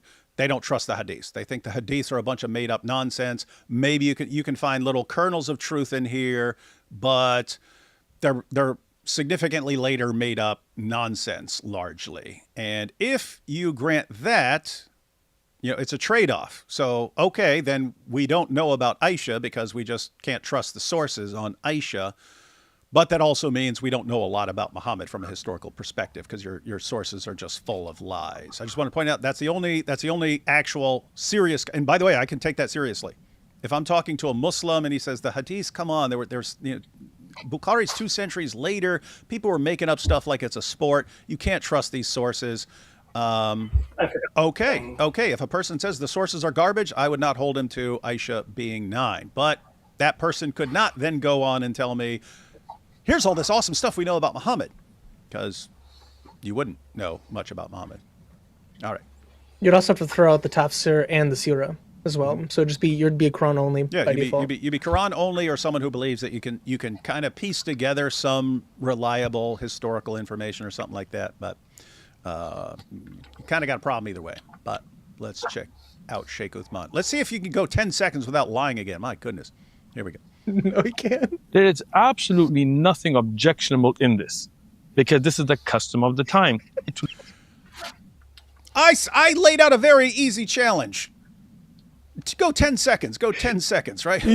I don't think he does in the video. Did you catch that? Dude, Sheikh Uthman, I'm seriously, I do not want to stop. I do not want to have to stop this every 5 seconds. He just said Every 15 seconds on average. Yeah, he just said there's nothing objectionable about this because it was according to the custom of the time. Wait a minute. So if something is a custom of the time, you can't object to it, right? Why is that false even according to Islam? Well, they also practiced female infanticide to some extent. I think it gets exaggerated by Muslims and stuff like that, but to some extent. If you did not want to take care of a daughter, you'd toss her out in the desert or something like that.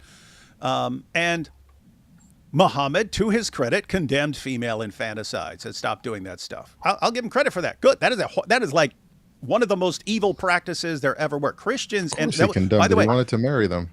oh yeah, that's true. So yeah, it doesn't have to be entirely selfless, but it was female infanticide was also common in the Roman world. Christians ended that, and so if Muslims put an end to it, even if it's just because they want to marry them or something like that, I'm still glad you ended the practice. But notice, according to him, you can't say it's evil because it was a custom of the time.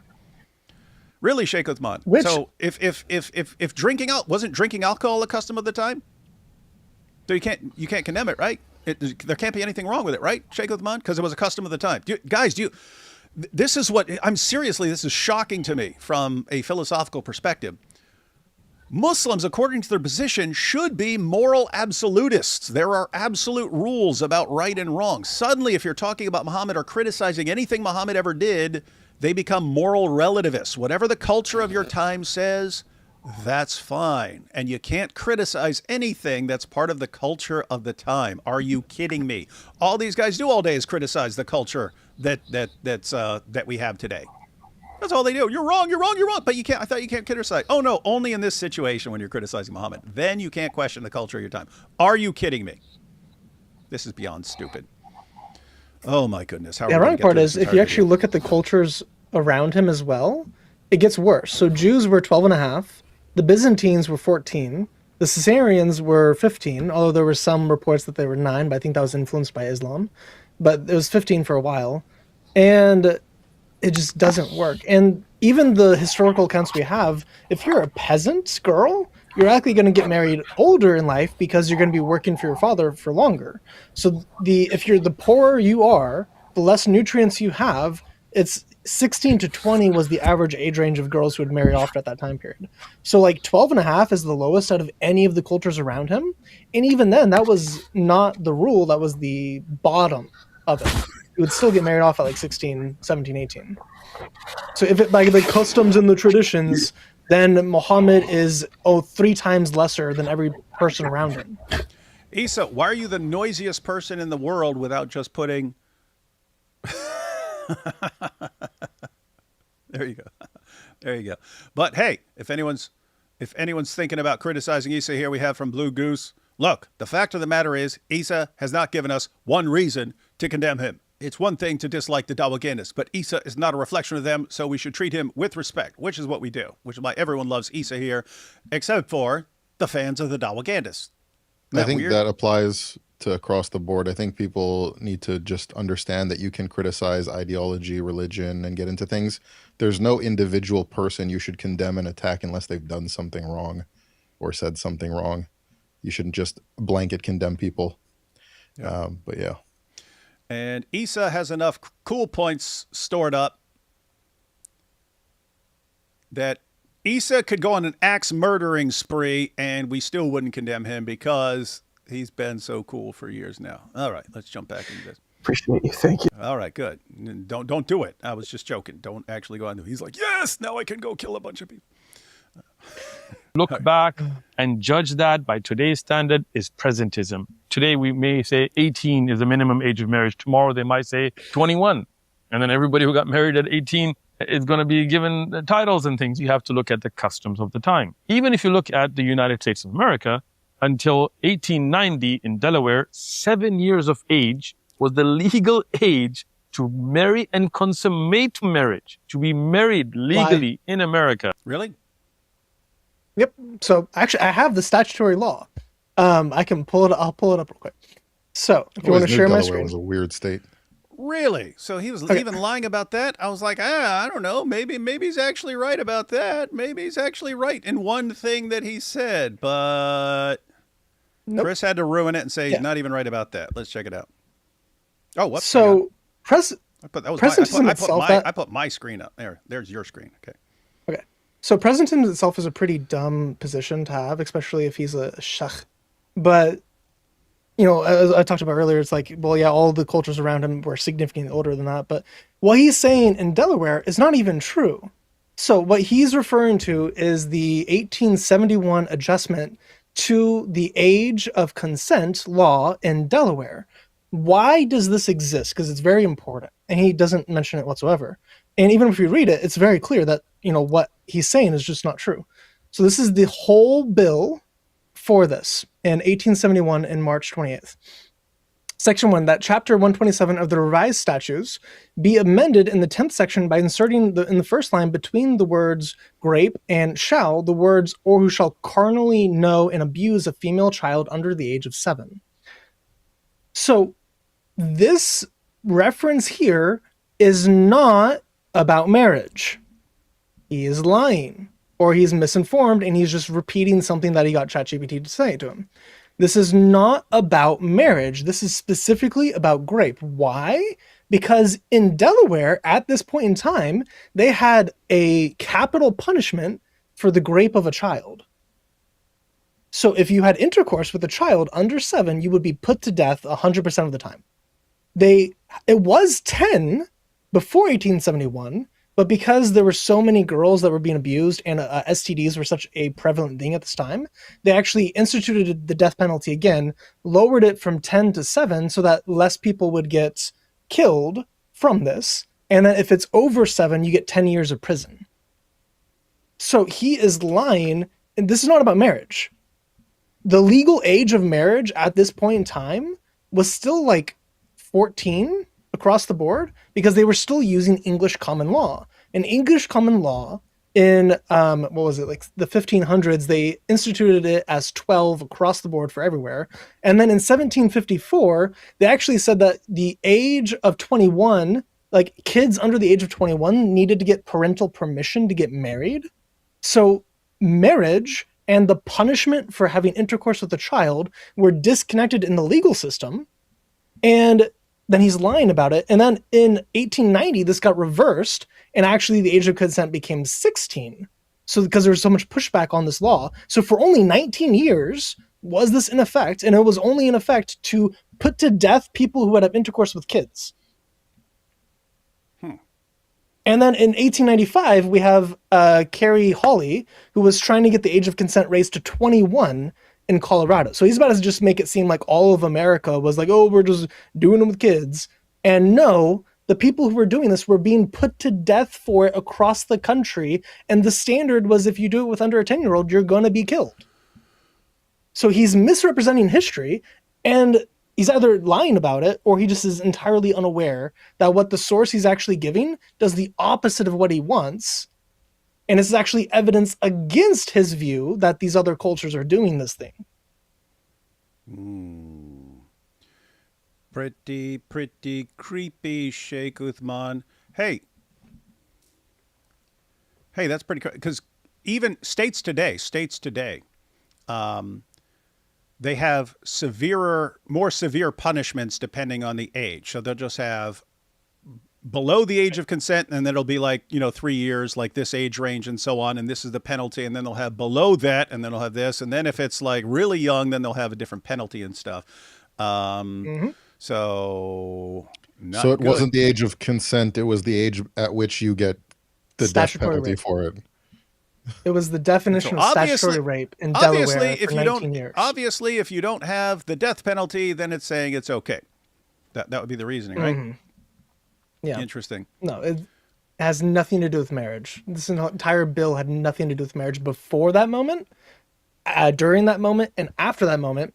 It was all about statutory abuse of children and the punishment that they would get, whether it was the death penalty or 10 years in prison, and then it changed after 1890. Everyone noticed. Not about marriage. Everyone noticed the lies and gymnastics you have to do in order to defend Muhammad on this. Endless lies. Like, I mean, I just said, can you go 10 seconds? He couldn't go 5. He couldn't go 5. I had not seen this video. I just said, can you go 10 seconds without lying? He could not do it. He was incapable of doing it. All right, let's check this out. Alhamdulillah wa salatu salam ala Oh, no, Rasulillah. whoops. We get Actually, these Christian apologists that bring their start 7 up. years of age was the legal age to marry and consummate marriage, to be married legally in America. Until 1890, you could be 7 years old.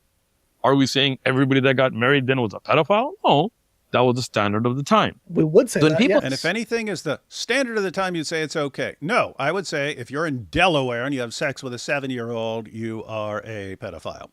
We would say it. And you go I to would say it right prison now. for 10 years. I would. And I would especially say it. I would especially say it if it's someone that God said is the pattern of conduct for all other people. Because when you say this is the pattern of conduct for all other people, you're no longer appealing to just the time. Now you are supposed to transcend all times, right? This is supposed to be the rule for all times if you're the pattern of conduct. Here's where presentism actually is an issue. Before us, there are tons of generations who don't know everything that we know right now, right? And so you don't want to hold them accountable for things they didn't know. So there could be times where they didn't know the statistics and so on about how basically the younger you get, the more problems you have. They didn't know the medical data on it. Really helps if you wait till a girl's 18, right? The statistics on all the problems that arise, fistulas and stuff like that, problems with the child, they drop throughout the teen years and then they go really low around 18. So that means like that's the safest time. That is just the safest time.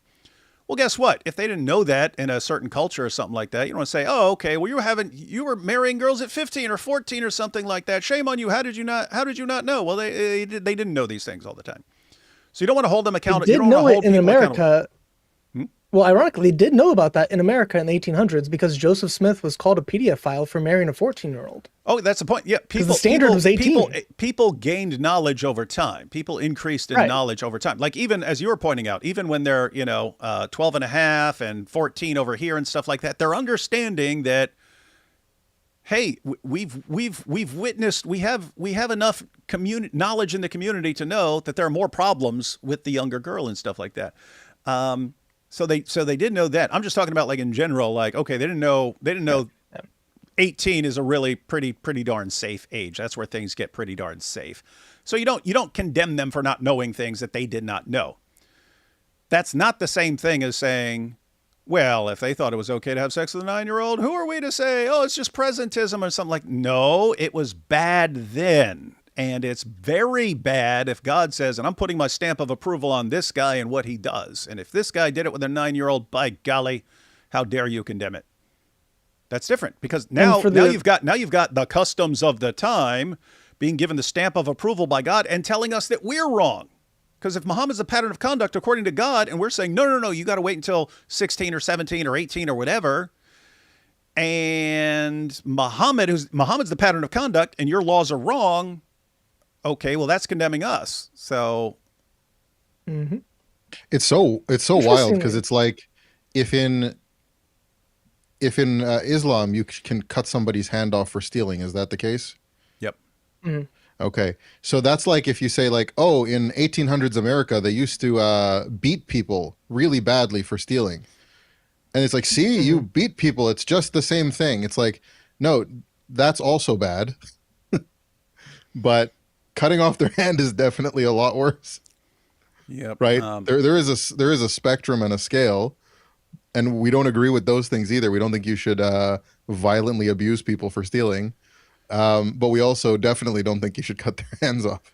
Yeah, especially the hands. I mean, I can understand previous generations. They don't have prison. They don't have, they can't pack prisons out and stuff like that. So, okay, we'll just beat them. All right, you're not doing, if you chop someone's hand, if someone's already stealing and you chop his hand off, now you've made it more difficult for him to work and have a job and things like that and earn a living. And so what's he going to do now? He kind of already has a habit of stealing, so you just kind of locked him into that life.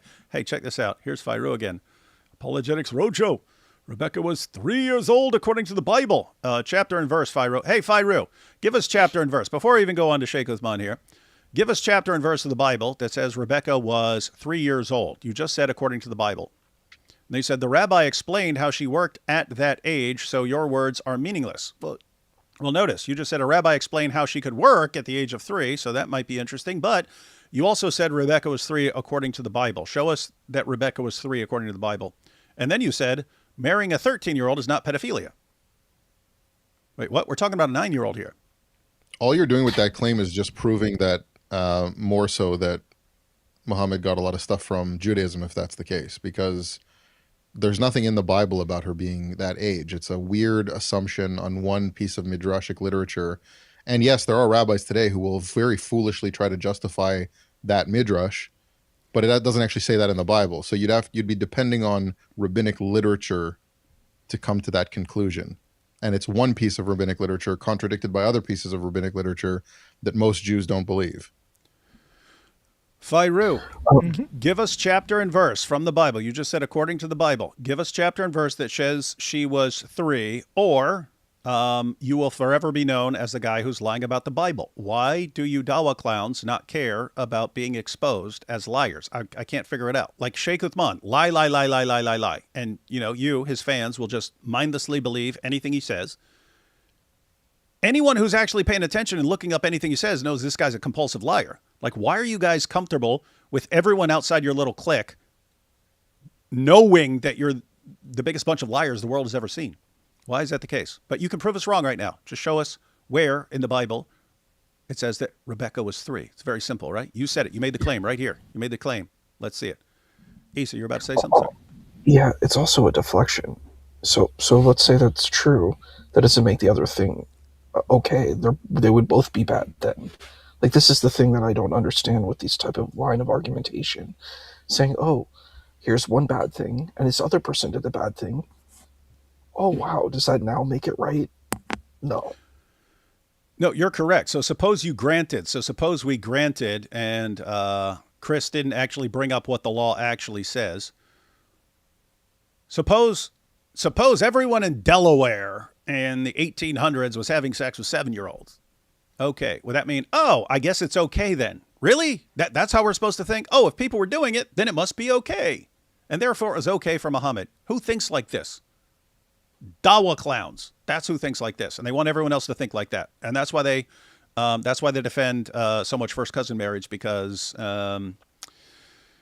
you need to lower the IQ of people so that they fall for this stuff. You seriously do. It's sad. But let's check out what Sheikh Uthman says. Oh, gosh. One last thing on presentism. So Muhammad is the standard of all humanity for all time. So you would expect him to be perfectly moral, and even people today would not be able to object to anything he did. And then yet that's not the case. But there is a figure before Muhammad that pretty much no one objects to any of the actions that he did. That's Jesus. So why does Jesus appear to be the actual standard of morality where no culture really objects to any of the things he did? They actually praise him. Even atheists praise him for his morality and his teaching and his conduct. Other than very polemical Jews who lie about him, everyone who's actually engaging I was going to say, about him. Rabbi Emanuel Shochet famously said, the most disgusting thing a biblical figure or a figure of that time period ever said was, I am the way, the truth, and the life, and nobody comes to the Father except through me. That's apparently the most disgusting thing. But that's just one rabbi saying something funny. So no. Other than like the polemical rabbis like Imam Tovia Singer, other than those dudes, everyone loves Jesus. Buddhists, Hindus, Muslims, Christians, Messianic Jews, atheists, like everyone loves Jesus. He appears to be a standard that everyone could follow throughout time and not be objectionable. And yet Muhammad is the standard of morality? Yeah, that is odd. I mean, you'd think, okay, even if they're, because we could be wrong about certain things, our culture could be wrong about certain things. You'd think a guy who's like the ideal pattern of conduct, he might be different from you. He might rub you in the wrong way, not in the zoot sense, but he might rub you in the wrong way on certain things. But it should be someone who, like, overall, you look at and go, wow, this guy's really awesome, especially for 7th century Arabia. He's so awesome. And Muslims only get that result with certain people by lying to them and just making up all kinds of things about Muhammad. That's the only way you get to defend Muhammad. If you actually lay out his life, people are horrified. And like messed up people are horrified. I've mentioned many before, and many people know this about prison. Prison, the worst two things you can be, child molester or snitch. That's bottom of the barrel. So you're talking about a place that's filled with criminals. And if they find out an entire building filled with criminals find out that you have done something to kids, you are going to be living a very sad life while you're in there. It's like they see a problem with it. Criminals see a problem with it. And yet, well, we're supposed to just go, wow, Muhammad's just the obviously greatest guy who ever lived, even when he was proposing marriage to a 1-year-old. I mean, even just on a mundane, like superficial level, just like the personality flaw, like to complain like up to 3 years later about a meal your wife made. Now granted it was poisoned, but. All right, let's go here. Talk about this from different tradition. They become blind to their own traditions. To be clear, according to Islam, a woman cannot be married until she's physically hit the age of puberty. Liar. Not according to the Quran, not according to your commentators, not according to the Hadith. All of Sharia. He knows that's a lie. Guys, it would be one thing if he said, okay, according to the vast majority of commentators and according to the Quran and so on, but we know through this deep dive, and here's what I believe. That would be one thing. No, Islam, we all agree on this. You liar. You liar. Your fellow Dawah guys don't even agree with you. Oh, boy. What about the harm principle? Yeah, what about your harm principle, man? And by the way, that's how the scholars actually apply the harm principle is to things like fistulas and so on. They weren't talking about like hurting a girl or something like that. Because keep in mind, you can beat your wife. So all 4 schools have fiqh on either she can be 9 or she has to be large enough to be able to handle it without causing a fistula. So without harm or being the age of 9, that is the Sharia fiqh. You have some people that say, oh, well, you should probably wait till she's pubescent, but all of them allow it. Until her body is ready for marriage, biologically. And according to Islam, if you want to look at traditions, we look at the urf, we look at the local standards of that time. So today, if it's not common for a 12, 13, 14-year-old to get married, then we say don't. We say wait till somebody's 18 or 21 or whatever you want to do. Really, these guys who, Islam will take over the world, and we've got videos of him, Islam will enter every household, alhamdulillah, and they want to take over and change the legal system and stuff like that. And suddenly on this issue, they're such moral relativists that we just go with whatever the customs of the time are. Are you kidding me? Are you kidding me, Sheikh Uthman? Because Sheikh Uthman, if you're just going with the customs of the time, why were you choking and beating your wife? Putting a gun to her head. That's not according to the customs of our time. Why, when your Dawah buddy sent his wife to you for marital counseling, what now? What? Oh yeah, Sheikh Uthman's. What did he do? Oh yeah, one of his wives filed a restraining order saying that he's one of these guys who has to choke women during sex and stuff like this, and he basically was choking her almost unconscious and stuff like this. And if he was mad at her, he'd point a gun at her head and say how he can get away with it and stuff like this. He beat her, talked about smashing a bowl over her face and stuff like this. And so she filed a restraining order against him and stuff like that. It's like, hey, if you're going with the customs of the time and that's the morality. And then he had his Dawah buddy, sends his wife to Sheikh Uthman for marital counseling. They were having a rough patch. Sends his wife to Sheikh Uthman. Then all of a sudden he gets a message that, okay, she's mine now, and something like that. And then he married her. She didn't get a divorce from the other guy. Sheikh Uthman bangs her and then marries her. This woman was married to 2 guys. She never got divorced from the other guy. This is Sheikh Uthman. He Not doesn't halal. even live up to Islamic standards, let alone to everyone else's standards and so on. So what are you doing, dude? And then, hey, Sheikh Uthman, guess what? Putting fake blood on yourself and saying, oh, the kuffar, they stabbed me, oh, the Islamophobes, and then lying and saying the guy was arrested and tried and convicted and all this stuff, and it's all made up. We frown upon that too.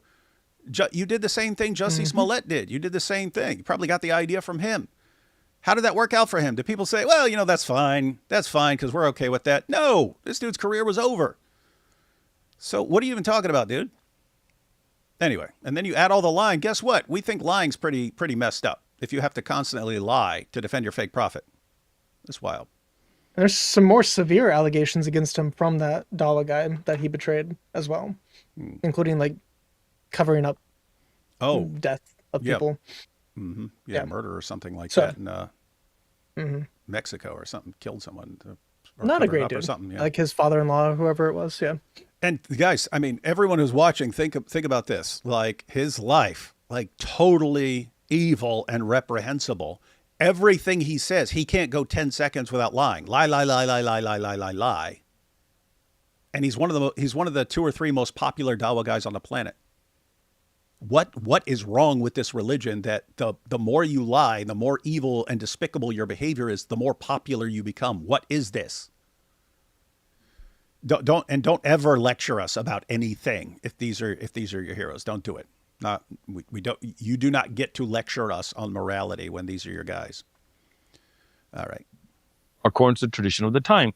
But what we don't do is go back in history and try to judge people living according to their custom. But what we don't allow... That's exactly what Islam did. You condemn the polytheists left and right because of their... Gosh, you can't even... This guy's beyond...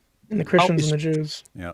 Prepubescent marriages. That is something we do not allow in Islam. Liar. And other traditions that criticize Islam don't look into their own traditions. Let's talk about one of the early traditions that we find in the Judeo-Christian traditions, because it's... Did he say Judo-Christian? Yeah, it's Christians He that did. throw you on your back. Judo Christians. Talking about the Judo-Christians, everyone. He misspeaks in several times in the video. It's judo. No, maybe there's a group of Christians called Judo Christians. All right, so we got the Judo Christian sources. They got their books on how to do judo flips and stuff like that. All right, tell us about the judo flips.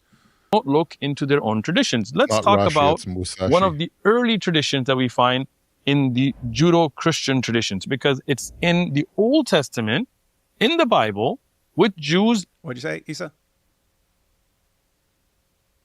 No, I was showing a judo move. Oh, he's using It some says judo. he's doing a judo. It's judo. Traditions. Let's talk about one of the early traditions that we find in the Judeo-Christian traditions, because Yes, we got the Judo Christians, the Taekwondo Christians. People are putting Taekwondo Christians, Karate Christians, the Jiu-Jitsu Christians. MMA. Those are the Jews. Those are the Messianics, the Jiu-Jitsu Christians. And eventually, all these competed to see who was best. And the Jiu-Jitsu Christians won in the octagon. And then you had MMA. They started combining the Taekwondo Christians with the Jiu-Jitsu Christians with all the others. And then you got the best of all worlds. That's how it worked, everyone. And the Muay Thai Christians. Chuck Norris is the Pope of Judo Christians. Oh, man. All right, here we go. it's in the Old Testament, in the Bible, with Jews and Christians claim that they live by. Now, when we look at ages and different references in the Old Testament, we look at biblical authorities. And the most fundamental, the greatest of these biblical commentaries on the Old Testament is Rashi. Now, Rashi... Is that Wow. correct? Is that correct? That's Yeah. the greatest, that's the Rashi greatest is biblical commentary? one of the gold standards on biblical commentary in Judaism, but it's not that Rashi's opinion is held to be true on everything. Rashi also says that the snake in the garden was literally just a snake, but it wanted to have intercourse with Eve. So I don't know if this is where he wants to go with this. Also, like Ibn Ezra just calls him an idiot at times. I don't know what he's smoking. Like, yeah, there's so many other rabbis who are part of the Rishonim who are just as authoritative who disagree with Rashi. Yeah. It's wild. Now, just quick question, because you guys studied the Talmud. What solid basis would there be for a Christian to go along with whatever Rashi said? Like, what should that be something There's compelling to us? Zero. There's zero reason for a Christian to take anything Rashi says as seriously. He's one of the most he warps biblical prophecy to remove messianic implications from certain passages, heavily involved in polemics. When it comes to messianic prophecy, he kind of takes every opportunity he can to make sure that it doesn't prove anything Christian. Yeah, and he says some pretty crazy stuff. He talks about the when the Israelites were sinning with Baal Peor, like the god that they were worshiping in the desert. It's obviously some kind of sexual ritual or something to do with that, like something to do with nasty sexual perversions with this idol. Rashi decides that they're doing poop stuff with the idol. So yeah, I don't know. Christians should not take Rashi seriously for any other reason other than to understand the polemics from the rabbinic side. Also, he's not even trying to interpret It's it literally. our- He's not doing exegesis. He's doing eisegesis most of the time because he's using midrash to add Right. context to the passages. So he's not. So what Uthman is doing here is basically saying that tafsir are more important than the Quran. That's the equivalent of what he's doing. Is saying that Right. tafsir is more authoritative than the Quran itself. That's the equivalent Islamically of what he's doing to Judaism right here. It's wild. Yeah, and I just want to point out, like, do his followers have any clue what's going on right now? Would Sheikh Uthman's fans understand what he's saying? And the gold standard, the one everyone, Jews and Christians, all have to go by, is Rashi and his commentary on the Old Testament. You Muslims who are watching, that alone would show he has no clue what he's talking about, or he's the biggest liar on the planet. He's counting on the ignorance of whoever's watching because that's nonsense. Absolutely. So, Muslim, here's what's amazing. He wouldn't go with some of the most popular Muslim commentaries on the planet. These would be classical Muslim scholars. He would reject them over and over and over again. And guess what? On certain issues, you have to, because you can look up a verse. You can go to Qurtubi and look up a verse of the Quran. He'll give you 14 different interpretations. Well, if you want to actually say that one interpretation is correct, you have to reject all the other commentators, what they're saying about it, right?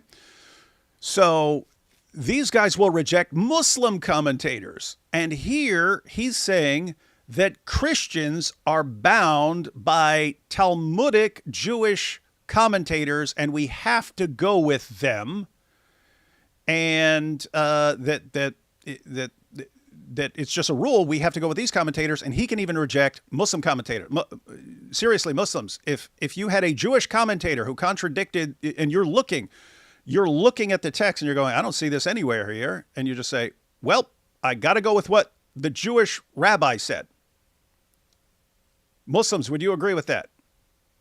If you had a Jewish commentary on a text and you're looking, you're saying, I don't see that in the text at all.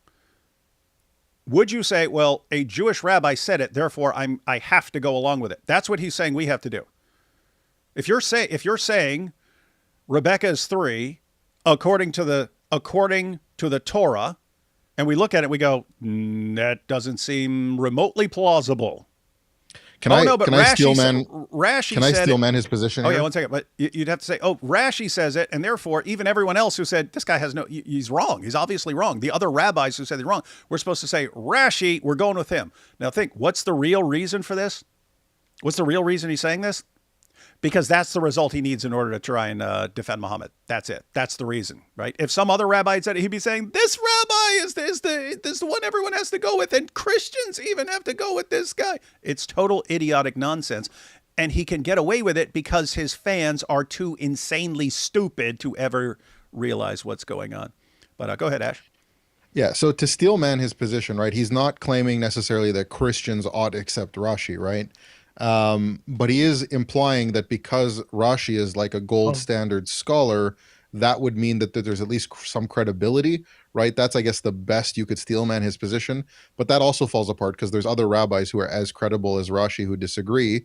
The only other thing he could go to is where Jews will say about various rabbis who are respected. They'll say, Elu ve'elu divrei Elohim chaim, which means these and these are both opinions of words of the living God, which is basically saying like, oh, all these great scholars are right in some capacity, but we don't necessarily know how the wrong one is right, and we'll find out at some point, when the Messiah comes or something like that. But that would imply also that there could be a mystical meaning or something to that idea, meaning it doesn't mean it's that every rabbi's literal interpretation is correct. There could be some kind of mystical opinion behind it, and we just don't know what it is. So even in the most steelmanned version of what he's implying here, it still doesn't say that we have to accept in any capacity that that's what the plain text of the Bible is teaching. That is correct. But he's gonna destroy your own Steelman in a couple minutes because he's gonna make a statement that is gonna blow you away. Oh, cool. So yeah, get ready for one it. of the dumbest statements I've ever heard. Ruin his own Steelman. Hey, I just wanted to point out here, remember the challenge to Firu 22?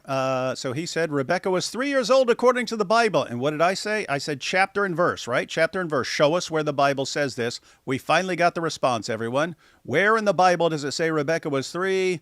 Firu 22 says, hey, David Wood, you can check out Ketubot 11b6.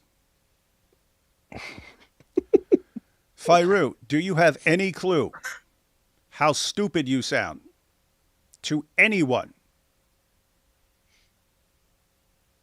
Anyone They who don't has know any what familiarity. They don't know what the Bible. You don't even know what the Bible. That's not in the. Which chapter of the Bible is that? Which book of the Bible is Bible. that? Is that in? Uthman is about to say the Talmud is part of the Bible, by the way. Oh my goodness! All right, let's go back to this, guys. You can see where they get it, right? Like the. That's what I was telling you. That's where That's where they could try to get rid of the Islamic dilemma, with the claim that the rabbis accept the oral Torah as fully authoritative. And so when it says to consult with the people of the book, it doesn't necessarily mean the scripture itself.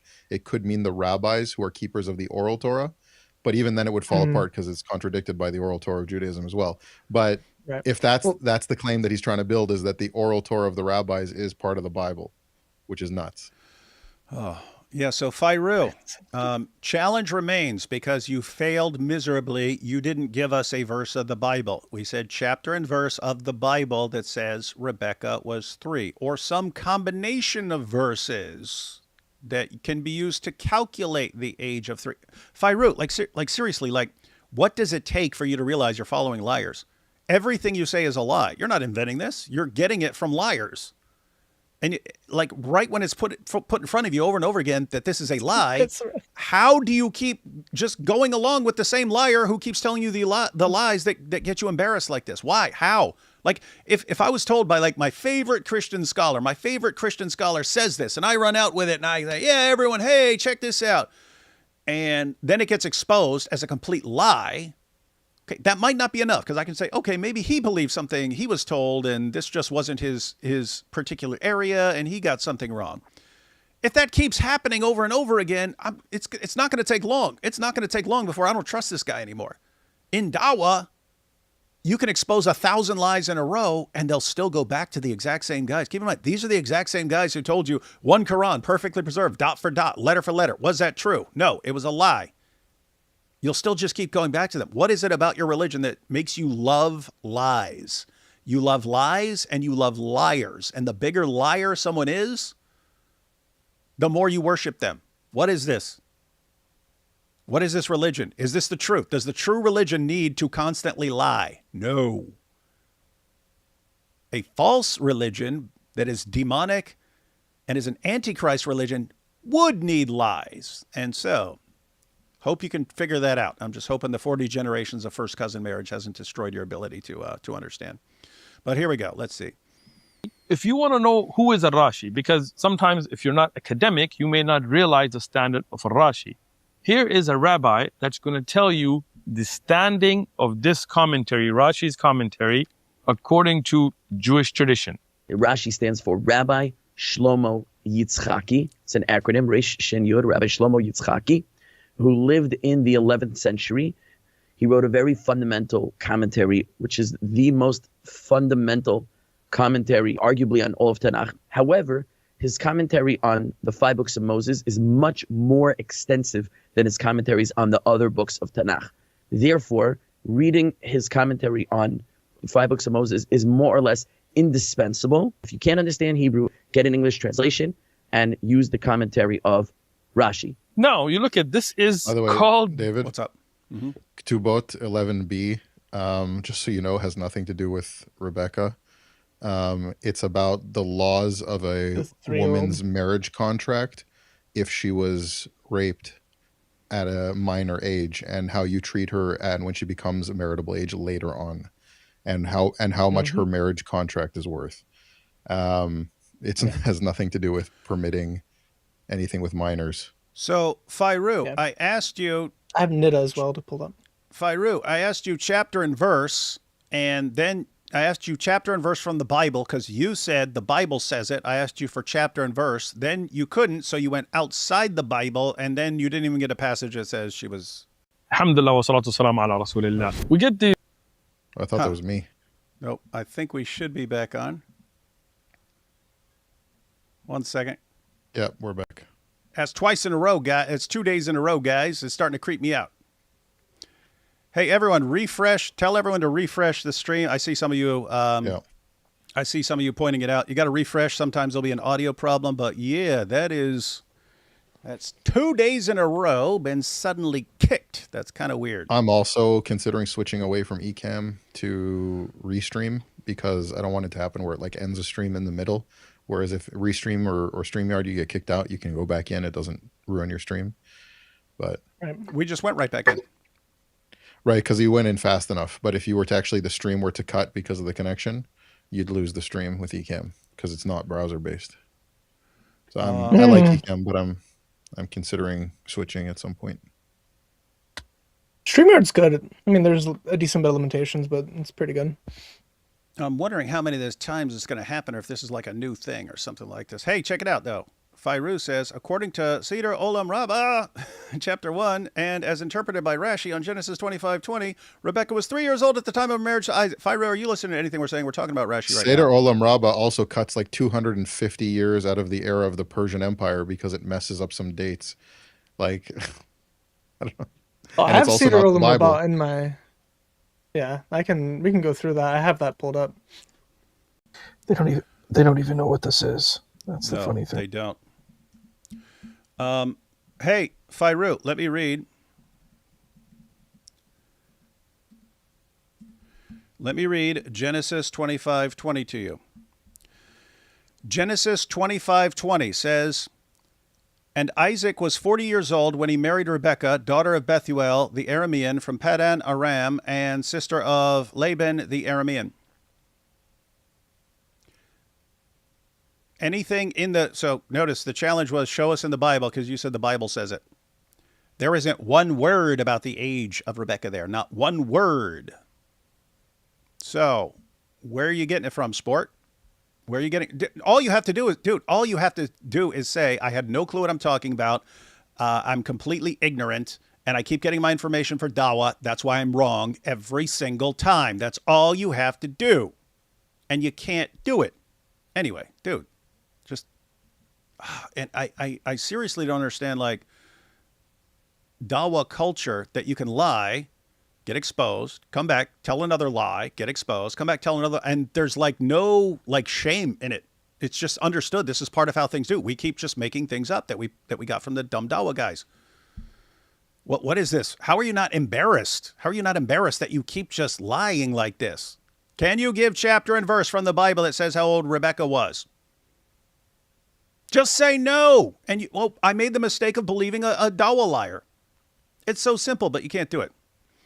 All right. Do we remember where we were? I mean, the question for this Fairu guy, do you really believe that dying on this hill is the main thing about saving your religious view? Or could you potentially concede this and then argue some other point? Like, why is this the hill you want to die on? And it's like obsessed. Like, you have to go with this much later commentary to conclude that Rebekah was 3. Why? Why are you so obsessed with making Isaac a pedo and accusing Abraham and Moses and God of all thinking this is okay when you claim to respect them all? Hey, Fairu, let me ask, do you believe it's okay to have sex with a 3-year-old? Do you believe it? Do you believe it's morally okay for a grown man to have sex with a 3-year-old? Do you believe it's okay? Fairuz said, this is so dumb, guys. Guy, I don't know. Should I block him? This is just getting, should I block him or just ignore him? This is like beyond stupid. I'd rather believe a Jewish rabbi than David Wood. Which Jewish rabbi? Because other Jewish rabbis said he's completely wrong. So which Jewish rabbi? You mean the one that Sheikh Uthman told you have to go with so that you can accuse actual prophets of being pedos? Fairu, tell me you think it's morally acceptable to have sex with a 3-year-old. Go ahead and say that. And if you believe it's wrong, why are you accusing Isaac and Abraham and Moses and God of all being fine with it? Why are you doing this? You're exposing your religion as being a demonic antichrist religion that is obsessed with attacking God and true prophets. That's what you're showing us right now. And it's pretty darn creepy, man. All right. Don't remember exactly where we were. Let's see. Commentaries on the Old Testament is Rashi. No. How far were we past that? No. Did he say Rashi, if you want to... Yeah, he did. He does multiple times. It's Arashi. Like 20 seconds forward. About 20 seconds forward, you said? Yeah, 20 or 30. Oh, At yeah. the end We of went the- through this. yeah, We went okay. through this. We went through this. Okay. I can't believe that this guy is justifying this disgusting thing. Like, it's really shocking that a person would, that they're saying, let me prove this point to defend this disgusting thing. I don't know. Yeah, and He's going to go through Mary as well. Obsessed with it. It's creepy. All right, here we go. is called the most fundamental commentary, the one you cannot do without, the most essential commentary of the first 5 books of the Torah. Yani the first 5 books of the Talmud, which is the Torah, the Old Testament. The most relied upon commentary. What does Rashi say about the age of Rebekah in accordance to biblical text? He does not come up with his own opinion. He actually gives the opinion with references. For when Abraham came back from Mount Moriah after the binding of Isaac, and then as you notice in Hebrew, he gives references for each segment that he's putting forward. He was informed that Rebekah was born, and Isaac was 37-year-old at the time. For it was at that juncture that Sarah died. And from that time Isaac was born until the binding. When Sarah died, there were 37 years, for she was 90 years old when Isaac was born, and 127 years old when she died. As it says, and he gives the references here as well, Sarah's life was, and then he gives the reference again. Now Isaac was 37 years old when Sarah died, and at that juncture Rebekah was born. According to Rashi, at that juncture Rebekah was born. He waited for her that she would become the problem with that. What's up? The problem with that is in that same juncture, so are her siblings, and so is her father, because it's listing the descendants who were born to that family. So in the same time where it says Rebekah's born, I believe it says, and this is Bethuel, and this is the father of Rebekah. Yep. Or something like that. So so her father was also born at that juncture when she's born. Yep. And that's like, that doesn't say anything. That just, Abraham's being told about the descendants of his brother who are born. 9 people. In, Nine several people were born all generations. at the same time. Yeah. Yeah. Let me go ahead and toss it up All there. brothers. So guys, this is Sheer stupidity.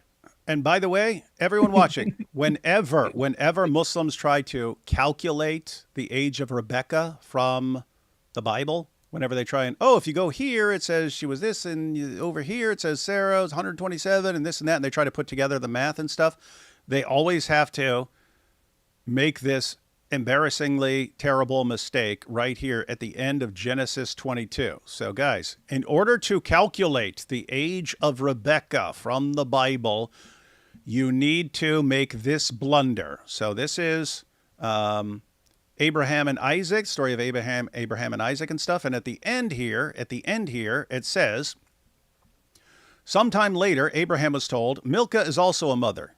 So he hears news from back home. He left home. He left home many decades earlier, right? And sometime later, Abraham was told, Milcah is also a mother. She has borne sons to your brother Nahor. Uz the firstborn, Buz his brother, Kemuel the father of Aram, Kesed, Hazo, Pildash, Jidlaph, and Bethuel. Bethuel became the father of Rebekah. Milcah bore these 8 sons to Abraham's brother Nahor. His concubine, whose name was Reumah, also had sons, Teba, Gaham, Tahash, and Maacah. Okay, so you got this passage.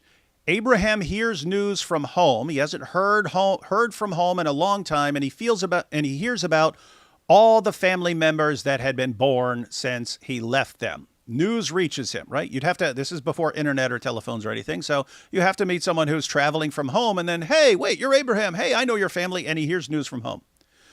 In order to get the age of Rebekah, they have to say, right now, this is when Rebekah was born. And they say, so, right there in Genesis 22, right after the story about Abraham and Isaac, the sacrifice of Isaac and so on, right after that, that's when Rebekah was born. You say, why would you think Rebekah's born there? Well, that's when Abraham hears about it. Okay, that's when he hears about all these people being born. Were they all just born right then? That's the point. It makes absolutely her father. Yeah, it makes absolutely no sense. Yeah, they got this weird they got this weird Unless Russian what he's nesting saying doll is that theory. the father can eternally beget the son at the same time and always have existed.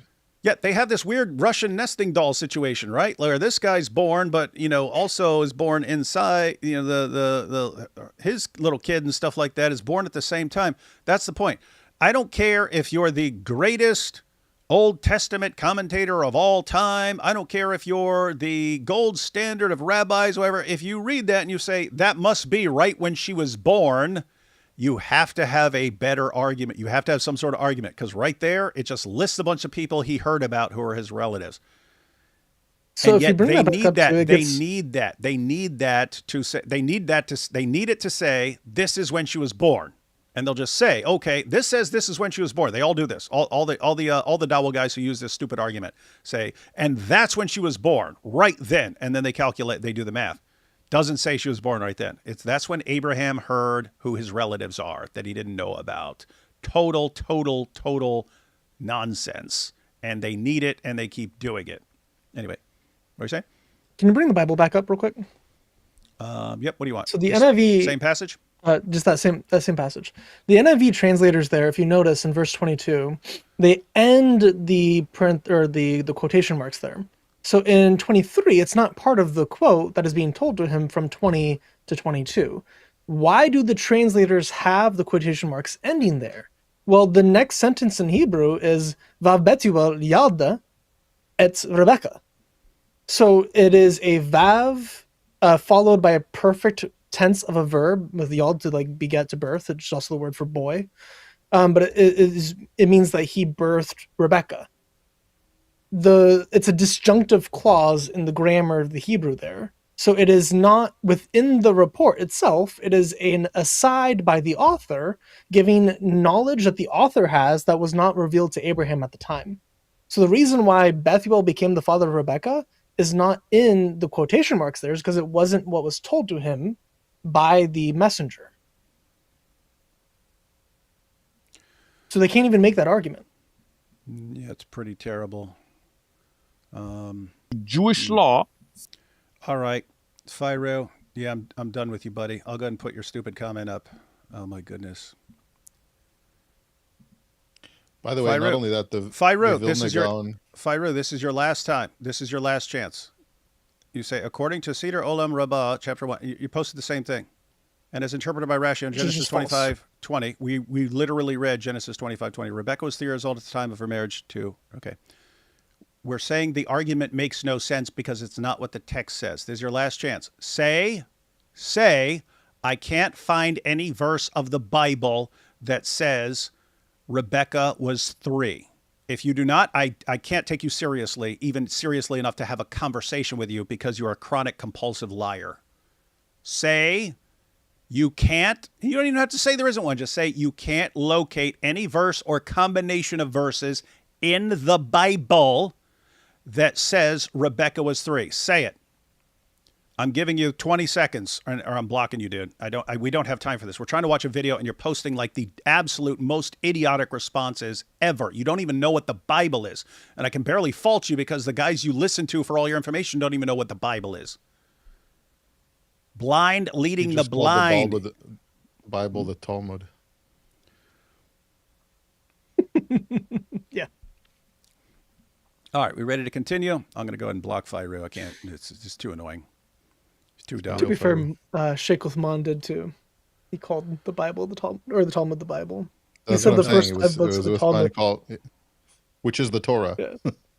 Yeah, but that's the point. That's the point. You can say, okay, I was listening to him, but yeah, he didn't know what he was talking about, so I changed right now. I changed, but he's not. They just keep going with it. It's just so sad. funny. It's just sad. And ironically, that's exactly what Muhammad did for the Talmudic dilemma too. So Uthman is actually doing the same thing Muhammad did that created the Talmudic dilemma to begin with, because he doesn't know what the Talmud is. He doesn't know what the Torah is. He doesn't know what the Bible is, but he thinks they're all the same thing, and he doesn't even know that Rashi's not even part of the Talmud. Which is really funny. Rashi comes 500 years after the Talmud. This is bad, guys. Anyway. This is really bad and stupid. All right, let's play this. Fit for marital relation. This is according to Rashi. When is she ready for sexual marital relations? She says 3 years old. 3 years old. Read it. Now, and then he says he married her at the age of 3. This is according to the Bible, according to Rashi. Did you just say according to the Bible, according to Rashi? Now, I want to be clear. This is not my view. I don't believe she was 3 years old. I don't believe Ishaq alayhi salam, a prophet of Allah, would marry a 3-year-old. I condemn anybody trying to marry a 3-year-old. Okay, so just to be clear, Sheikh Uthman, you're saying Rashi is wrong. Mm-hmm. You're saying Rashi is wrong, but you're demanding we all go with Rashi. Guys, you hear that? I do not. What is Sheikh Uthman saying? Rashi is wrong. He doesn't know what he's talking about. He's getting this wrong. It's an embarrassment. Don't listen to him. But you have to listen to him and accept this. What are we watching? This is beyond stupid at this point. This is dawah, guys. This is dawah. All right. But I'm showing you that according to the biblical scholars, the most fundamental relied upon commentary on the Old Testament, according to Jewish law, she was 3 years old, and I want to make... According to Jewish law, guys, according to Jewish law, Jewish law says whatever Rashi says, you go with it. Even if he's obviously wrong according to the text, you go with it. Ash, when was Jewish law from the Mishnah and the Gemara? When was that finished? And was it before the time of Rashi? I mean, the first time you see like codified Jewish law really is Maimonides, so just slightly before, but that's like Maimonides' own like personal one. Mishnah Torah. Really, the first one you have is like Shulchan Aruch later. There's some in before, but it develops over time. Like this has nothing to do with Jewish law. Like Rashi's commentary is not a legal commentary. Like it has nothing to do with Jewish rulings on things. It's a purely interpretive commentary. Whereas Maimonides comments on the Bible, but also interprets law. Rashi doesn't do that. Rashi doesn't have a codified law of any kind. So he's mixing Talmud, Torah, Jewish law with Jewish commentary and calling them all the same thing to justify that Jews believe this. And Midrash, yeah. When, by the way, one of the actual foremost scholars in Jewish history, the Vilna Gaon, actually does like an analysis from, I think it's something about the ages and dates given at the time of Joseph, and works his way back instead to check if this is correct, and arrives at an age of like 14 or 15 for Rebekah. I thought it was older than that, but yeah. Maybe older than that. I thought it was like 30 or something like that, but his is older. There's another rabbi 30, who gets it like 14, 15, and then the Vilna Gaon is like 20 something, almost 30. It's like, and this is not he actually consensus uses among that Jews as in any proof. capacity. Yeah, he uses that as proof that she was older because it's 20 years of them trying to have kids and they're not able to have kids. So he says, oh, well, because she was an older woman whenever they started having kids, and older women have a harder time getting pregnant, that makes sense. So even some of the like most authoritative sources we have, almost all of them say she's 14, by the way. Almost all of them do, including the source Rashi is quoting from, which I can pull up if you want to pull up my screen. I can show them what the source actually says that Rashi is using, because it's not just 3. It's hilarious. It says that she was 14 explicitly, and then it has in parentheses, alternatively 3. So in the Hebrew itself, it says that she was for sure 14, and then the minority opinion was 3, and that he used Seder Olam Rabbah, which was a couple hundred, 1,000 years or so before him, and then he used that, the alternative reading, as his standard. Yeah, so I he's just checked. The Vilna Gaon says 14 based on the Isaac. primary understanding for Seder Olam Rabbah being 14, and the Vilna Gaon working back asserts 14 as the age. So just to be clear, he's quoting an earlier commentary which says 14, and then gives as a little minority view, if you wanted to say that's right when she was born or something like that, 3. He goes with the minority view on this commentary, and now Sheikh Uthman says we're bound by that somehow. Is that right? Okay. Let me zoom through these. I just realized, because someone put, do they see the super chats on here? They kind of erased all of them before it got shut down and then restarted. I'm just going to read them real quick. I can't put them on the screen because I don't have them anymore, but I have them on in the chat here. What was the Ida for Malik's mutta with the Watcher? Don't know. That's loaves of bread. Just a Reflection says, enough of the bollocks. Who is the real Sheikh Yabudi? We don't know. Baz the Dark Horse says, Rebekah is on roids. The thumbnail's the proof. You see, Untruth Man is right.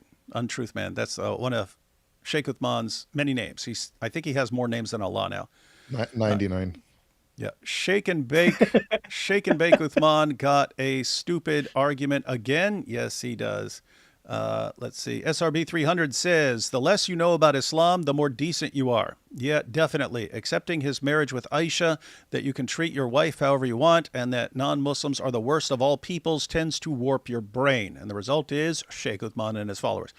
Quran just says, PD says, Quran just says Aisha's age. Uthman needs calculus for Rebekah's age. Yeah. Well, it's just, you have 200 sources saying Aisha was 9, and he'll even try to do gymnastics to avoid that conclusion. Until this video, he's always said, no, she's wrong. She's wrong. She didn't know. She didn't remember. She got it wrong. But we have to go with a particular Jewish rabbi, even when he's obviously wrong, according to the text. The Mule says Rebekah was 3, but they didn't start counting on age until girls started puberty. Lol, what's my proof? Oh, trust me, bro. I'll use Muslim logic. There are Muslims who say that. Dawa Troll says Isa is the perfect example of the great Mahdi. That's true. You can tell by the beanie. SRB says, quick rundown. Why is Isa not a Christian? What are the core issues with Christianity do you have with it that prevent you from converting? We get asked that basically every time, so we can't keep answering it every live stream. Tank Imperative says, if you adjust for infant mortality rates, life expectancy in that time was generally around 55 to 60. Some estimate 60s to 70s, though that is highly disputed. Yeah, so that's a response to people who say, but they died younger then, and the life expectancy is only in the 30s, and so you had to marry young. That's if you factor in like child deaths and infant mortality and stuff like that. Once you've survived infanthood and toddlerhood and early childhood and so on, your life expectancy shot up. Carrie Ann says, on the Dr. Daft debate with Christina and the 12 Muslim women, the Muslimas contradicted each other, justifying and lying about Aisha's age. One said they would give her daughter to Momo. Islam is sick. Yeah, we'll be watching that in the next couple of days, guys. We're going to go through it. Grammarai says Uthman is just impersonating Simon and Garfunkel, the boxer. Oh, yeah. Lie, la, lie. Lie, la, lie, lie, lie, la, lie. Good song. Bass Pro Flop says, if the Prophet and his companions represent the gold standard for society, does prohibiting child marriage technically constitute a deviation from the Islamic ideal and Islamic moral dilemma? Oh, yeah, if you wanted to prohibit it, that might be a problem. Songs of Release said, Chris, how many hours did it take to research all these? Impressive. For the Talmudic stuff or for this video? For this video, about 2.5 hours. Because he just had so many lies. I had to fact check. I had to fact check literally every lie that he said, which took a stupid amount of time. A lot of them I already knew. That's pretty quick, though. Well, a lot of it I already knew. So he okay. was telling lies I've already studied, and I could just pull up the sources from memory. But some of I had to. It took me a stupid amount of time plus a wonderful Reddit post to find the Delaware law, and I found the case law. So then I started reading through the case law to find that. So that took about like an hour just doing the case law for Delaware and for the rest of the country too. Except then I went down a rabbit hole, and the Smithsonian had a pretty good history of it. So I spent a good bit of time just reading through all of the American standards. Um, but for the Talmud stuff, it's been over a year, just about a year now. Eunuch Petsu said Genghis Khan, Richard Branson, Joe Rogan, John Lennon. Don't remember what that's in response to. Eunuch Petsu said in the 1880s, age of consent was 7 in Delaware? Well, he already responded to that. Bass Pro Flops, ex-Muslim here, couldn't handle the cognitive dissonance. I get the urge to hold on to a good Islam while being honest about ugly parts of the faith. It's a nuanced path to walk. My sympathies to Isa. Yeah, it can be difficult. Speedrunner says Abraham married his half-sister. Jacob was a cheater. Judah drove his DIL to pro and yet, daughter-in-law.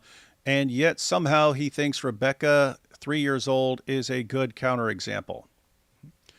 PD says Rebekah was David Goggins at 3. Yeah. Phil says Aisha mature. Maybe Islam years are like dog years. They have to say something like that. Songs of Release says, remember Adnan Rashid calling out Sheikh Uthman? No, but wouldn't surprise me. Loaves of Bread says barbecue zut rub for pork butt and super spicy zut curry. Gross. Eunuch Petsu says lila lila lai. Muhammad sure laya. Younger Hill says we need edit of original video where every lie he says has a pop-up with a source proving the lie and a super short synopsis in rapid fire on YouTube. That's what I suggested. So Rashi was Slavoj Zizek of the time. Cult says, it says Rebekah was 3 in the book of First Nicaea. Yeah, that's right. Dawa First Troll. Nicaeans. Okay, there we go. All right, now we're up to the ones. Now we're up to the super chats after the great destruction. All right, what do you want to do? Do you want to go up on the screen? Oh yeah, my thing. All right, here we go. Whoops. I keep doing that. What the heck is wrong with me? There you go. So this is Rashi. This is what he was quoting from earlier, and it has in this version, the English on Safara, that it's from Seder Olam. This is what he's quoting from. So whenever we actually check Seder Olam, what does it say? At the time of the binding of Isaac, it also has AAAC, which I thought was funny, was 37, and Abraham dwelled in the land of the Philistines many days. Ayak. These were more years than he spent in Hebron, which was 25. His dwelling in Philistine lands was 26. At the time Rebekah was born, and Isaac married Rebekah when she was 14, alternatively 3. Well, whenever we look at the actual Hebrew, it is saying essentially exactly the same thing. There it is. So whenever he is marrying Rebekah, then we see that this is Yod Dalet, so this is Gematria. So it's 10 plus 4, so 14 or 3. Then it has just the 1 dash to denote that's just a single number. So 2 dashes to denote the numbers. You start one number, you end the rest, and then 1 dash just to denote a single number. Instead of like doing like Shalom or Shalosh, whatever 3 is, instead of spelling it out, they just do the letters, kind of like Roman numerals. So it's just straight up saying that Rebekah is 14, and then it has as an option 3. And the vast majority of the scholars are saying that she is 14. Why? Because of the words used to describe her and the feat that she actually did. So because she's called a Nara and an Alma, but Nara is actually a legal term in the Talmud. So the rabbis started creating legal terms. Some of them I think that was just invented. I haven't seen them in the Torah. Of the reading I've done. Maybe Ash can correct me there. But Nara is actually in the Torah too. So they took this term Nara, which is applied to a variety of women in the Bible, specifically Rebekah. Then they also, she's also called an Isha and other words like Betula. You wouldn't call a 3-year-old a virgin. It's kind of creepy. And then so the fact that she's called a Nara, they use as a source text to show that she was at least 13, and then most of them will push it up to 14. So they do some math. They say, oh, well, she's like 12 and a half, so she was like 11 or whatever. And then they count up to 14. But 14 is the accepted standard within the other rabbinic writings, including other rabbis at the time of Rashi who disagreed with him, like Ibn Ezra and Rashbam and Ramban and some of these other dudes who are just disagreeing with him. So he is appealing to an authority that is taking the minority view from the original source that pretty much every other important rabbi of the time is disagreeing with him, and they're using it like Ramban says, Nachmanides, he says that she watered 10 camels, therefore she obviously couldn't be a child. Ibn Ezra is like, oh yeah, Nurab means that she's not a child, she would at least be a teenager. And Rashbam says that she is an adult based on the characteristics of the text. And then even the Tosafot, the later commentaries, say that she is 14. So pretty much all the sources say this. So Rashi is in the minority across all of it. Then we'll get through the rest of the Talmud passages whenever he lies again in a couple of seconds, if you want to go back to the video. And we'll pull these back up. Ash, before we jump out, anything you wanted to add based on any of this? Yeah, I would only say also, like somebody's pointing out in the chat, there's also the concept in Judaism of the Irusin versus the Kiddushin. So even if you were to grant the 3-year-old status, the best case you could say is that it was a betrothal, like she was promised to him at 3, and then at 14 is when they actually got married. Like even according to the minority view that would say 3. I still think it's ridiculous. I don't know what why you would think that the number 3 is valid there. It's just based on that messed up idea that like, oh, because she's mentioned right there. I still don't buy that, and most Jews don't buy that. The fact of the matter is, though, even according to that view, there is a very clear separation between Irusin and Kiddushin in like Jewish thought and biblical law and that kind of stuff as relates to marriage. So yeah, but Seder Olam Rabbah and Bereshit Rabbah are kind of the source texts for Isaac being 37 at the binding. And then they do everything else with that. But there's other rabbis who don't even think he was 37 at the binding. There's differences of opinions on his age. So if Isaac's age is different at the binding, then you can't calculate Rebekah's age.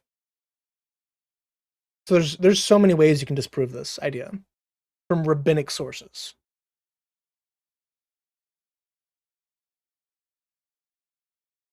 Are you muted, David? Oh, sorry about that. That's a super weird comment. Look at this. I noticed your watch got lost, David. What? You guys have never seen me without this watch on.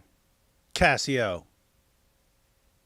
Don't know what I actually am wearing a watch that I haven't worn in years because it ran out of battery and I just never replaced it. But I actually found out how to replace the battery in this watch myself and did it today.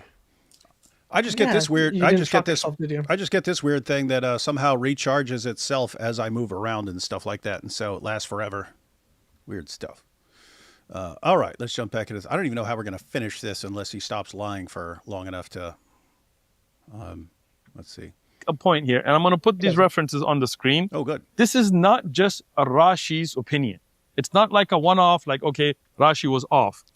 If you look at the sources of Jewish law, if you look at the Talmud, for example, and the Tanaitic sources, the Mishnah, Nida 5:4, chapter 5:4, it says, a girl who is 3 years and 1 day old is betrothed through intercourse. So Jewish law. Did he say betrothed? Betrothed. Right. Which, according to Christians, would be he their also law, said the because they do say they believe in the... He also said the Tanaitic sources. That's what I would say. Yeah. Anyway. My pronunciation. Yeah, but he's pretending to be a scholar. 1 second. What's up? He just said something wild, though, if you go back 2 seconds. He said something wild that we missed. I backed it up a little bit. Let's see. Jewish law, which, according to Christians, would be their law, because they do say they believe in the Old Testament, same God according to them. And when we say, so multiple stupid things there. One, he thinks we believe we're under Old Testament law.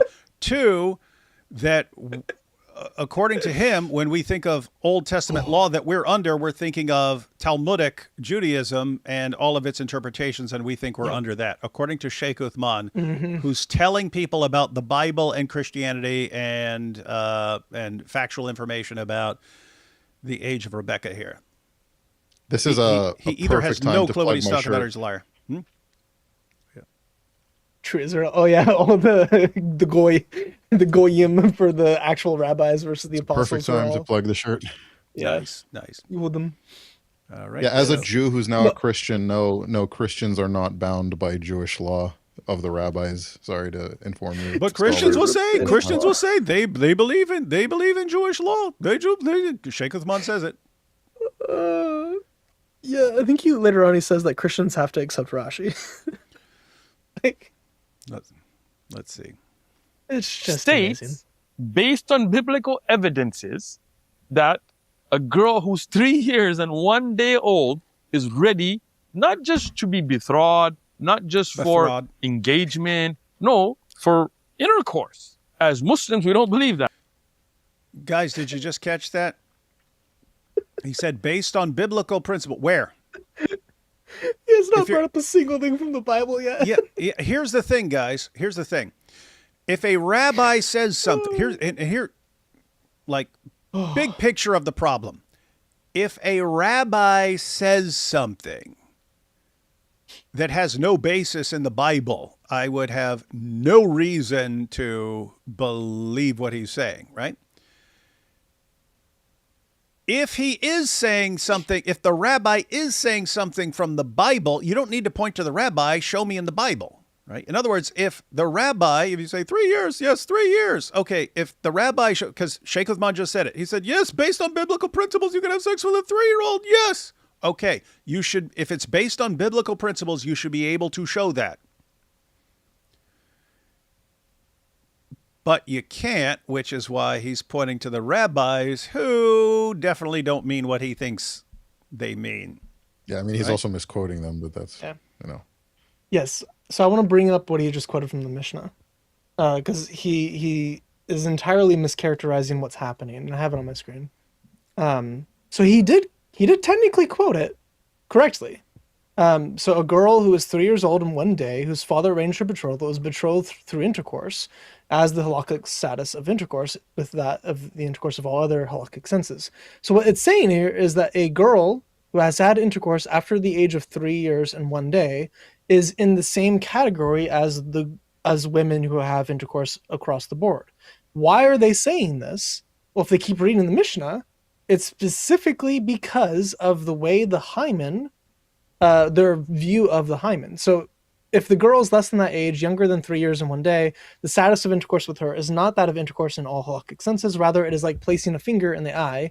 Just as in that case, the eye constricts, sheds tears, and returns to its original state, so to a girl younger than 3 years and 1 day old, the hymen returns to its original state. Now, all this is added. It's not actually in the Hebrew and Aramaic there. But this is still the interpretation. So what they're saying is, if a girl is 3 years or younger, they believe that if the hymen were to break for whatever reason, because they are so like young and young children heal quickly, that if a hymen were to break at that age, the girl would automatically regrow her hymen in full and she would be a virgin still. So halakhically, so in Jewish law, there's a difference in how women are treated if they're virgins or not virgins when it comes to marriage, when it comes to dowry, when it comes to lots of different things. So for them, they need to know, is this girl a virgin or not if she was abused as a child? So they have an age cutoff of when it was and when it wasn't. So that's what they're talking about. They're not talking about what is good. They're not encouraging this. They're not even really allowing this. They're just saying, hey, if a girl's at this point, her hymen will not regrow. That's the focus. If you go to Kiddushin 41a, paragraph 8, the Mishnah teaches a man can betroth his daughter to a man when she is a young woman, a nara specifically here, right there.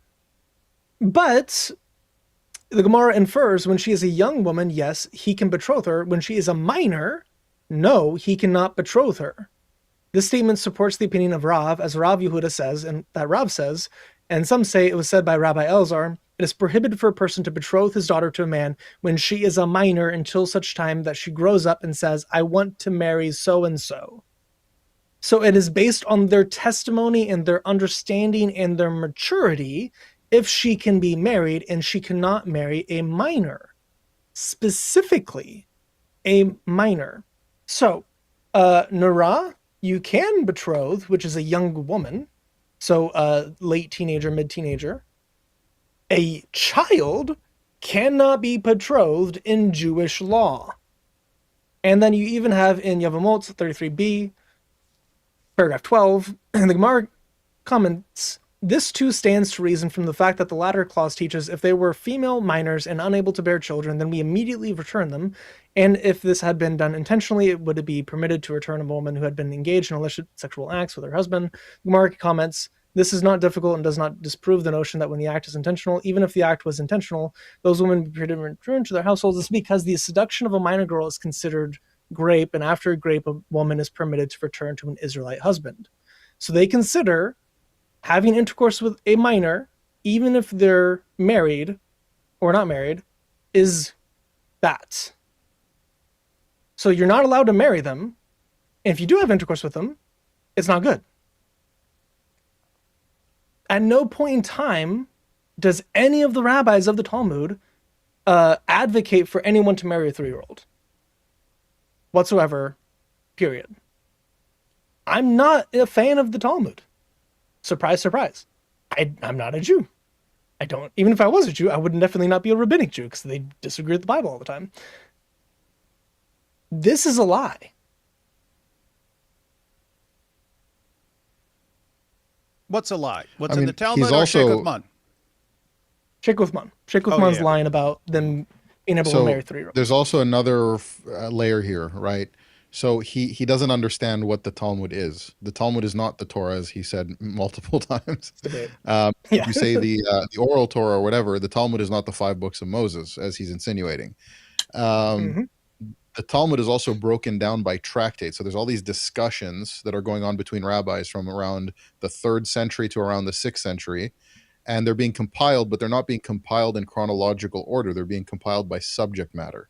So he's quoting from like Nida, which is talking about the laws pertaining to ritual impurity of a woman, doesn't give any clarity or verification on what's allowed in a marriage or what age of woman you're allowed to marry. It's only talking about the ritual purity of that woman and the status in whatever number of cases. If you're talking about the legal contract of marriage, that's in Ketubot. If you're talking about the actually what marriage is and how one comes to be married, that would be in Kiddushin. If you're talking about the laws of divorce, that would be in Gittin, right? It's not affirming that anything that's brought up as an event that happened while discussing laws of ritual purity, that is implying what's allowed for marriage or permitted for marriage. It's saying if this happened, and then in that you're saying, well, why are they discussing it at all? It's also a dialectic. So he doesn't know how the Talmud works. The Talmud is not citing opinions that are then codified as law because it's in the Talmud. There's a dialectic going on. There's oftentimes when rabbis in the Talmud are giving opinions that are on way opposite ends of the spectrum and then coming to a halachic conclusion based on what's being discussed afterwards, like how it gets to its final conclusion. I don't know if he knows what a dialectic is, and maybe he just missed that point. But yeah, it's just a ridiculous claim that because this is in the Talmud, therefore it means that Torah law permits it, because Torah law actually, like even according to the rabbis, prohibits it. And it says that all throughout in multiple occasions in all different ways of saying it. So yeah, again, not I don't follow what the Talmud tells me, but regardless, it's an untrue statement about what the Talmud is and how it works and what it's saying. So just to recap, seeing if I'm understanding here, Muslims, and this is very common for the Dawa crowd, and the Gripers and all kinds of other groups, they're saying, look, the Talmud says you can have sex with a 3-year-old. When if you look at what's actually going on, they're talking about when someone, even a minor that someone has had sex with, is still considered a virgin, and they had a weird and false belief that if you are 3 or if you are like 3 or under, that even if someone molested you or something like that, that your hymen would be restored, and so you would still be a virgin. The hymen would repair itself. But that after the age of 3 years and a day, then after that, no, you lose the ability for your hymen to repair itself, and therefore she's no longer considered a virgin. Even that is not necessarily the actual opinion of that rabbi that actually happens. It could very well be, if you actually follow how rabbis argue in the Talmud, he could be making something up to justify why a girl who was molested at the age of 3 retains her full value for her marriage contract later on. It doesn't even mean that rabbi even believes what he was saying. He's just saying that we should treat a girl who was molested at 3 as a virgin for the purposes of her marriage contract later on. It's a protection for the girl, then woman, for her marital status. It doesn't even imply that he even believes the thing about it growing back. Like, that's not even, you don't even take that at face value for the Talmud. And so, which is the big problem with Muhammad stealing so much from it and not knowing that. Yeah. So you have that passage, and people go, "Oh, this is saying you can have sex with a 3-year-old." No, I mean, following your reasoning, it would be saying you can have sex with a 1-year-old because, and her hymen's just going to grow back, and therefore it's all fine. No, you're not allowed to have sex until marriage, and you're not allowed to be married until she grows up. And so, no, this would just be telling you about like the how to regard a girl with respect to her virginity and so on. If someone has done something to her, seduced her or forced himself on her or something like that, not saying that you can do this. So, so can we say conclusively that Sheikh Uthman is wrong, especially when he says, and they're going and saying that according to biblical principles, you can have sex with a 3-year-old. Yes, this is true. Is he just a complete idiot who has no clue what he's talking about? Or he's lying. Those are the options. Probably a combination of both. He's been doing this for at least 3 years. I've seen videos, like whenever I made my video back on this Rebekah, being 3, he had a video from 3.5 years ago now. I don't know when he started doing the Rebekah's 3 argument, but it's been years. So he should know better. And yet he's still peddling it. Well, you have to. What else is he going to do? Compulsive liar. All right. Let's see. Is ready not just to be betrothed, not just for engagement, no, for intercourse. As Muslims, we don't believe that. But those criticizing us for the marriage of Aisha radiyallahu anha, who waited until she was post-puberty to be consumed for marriage, they don't read this. It's not just one-off.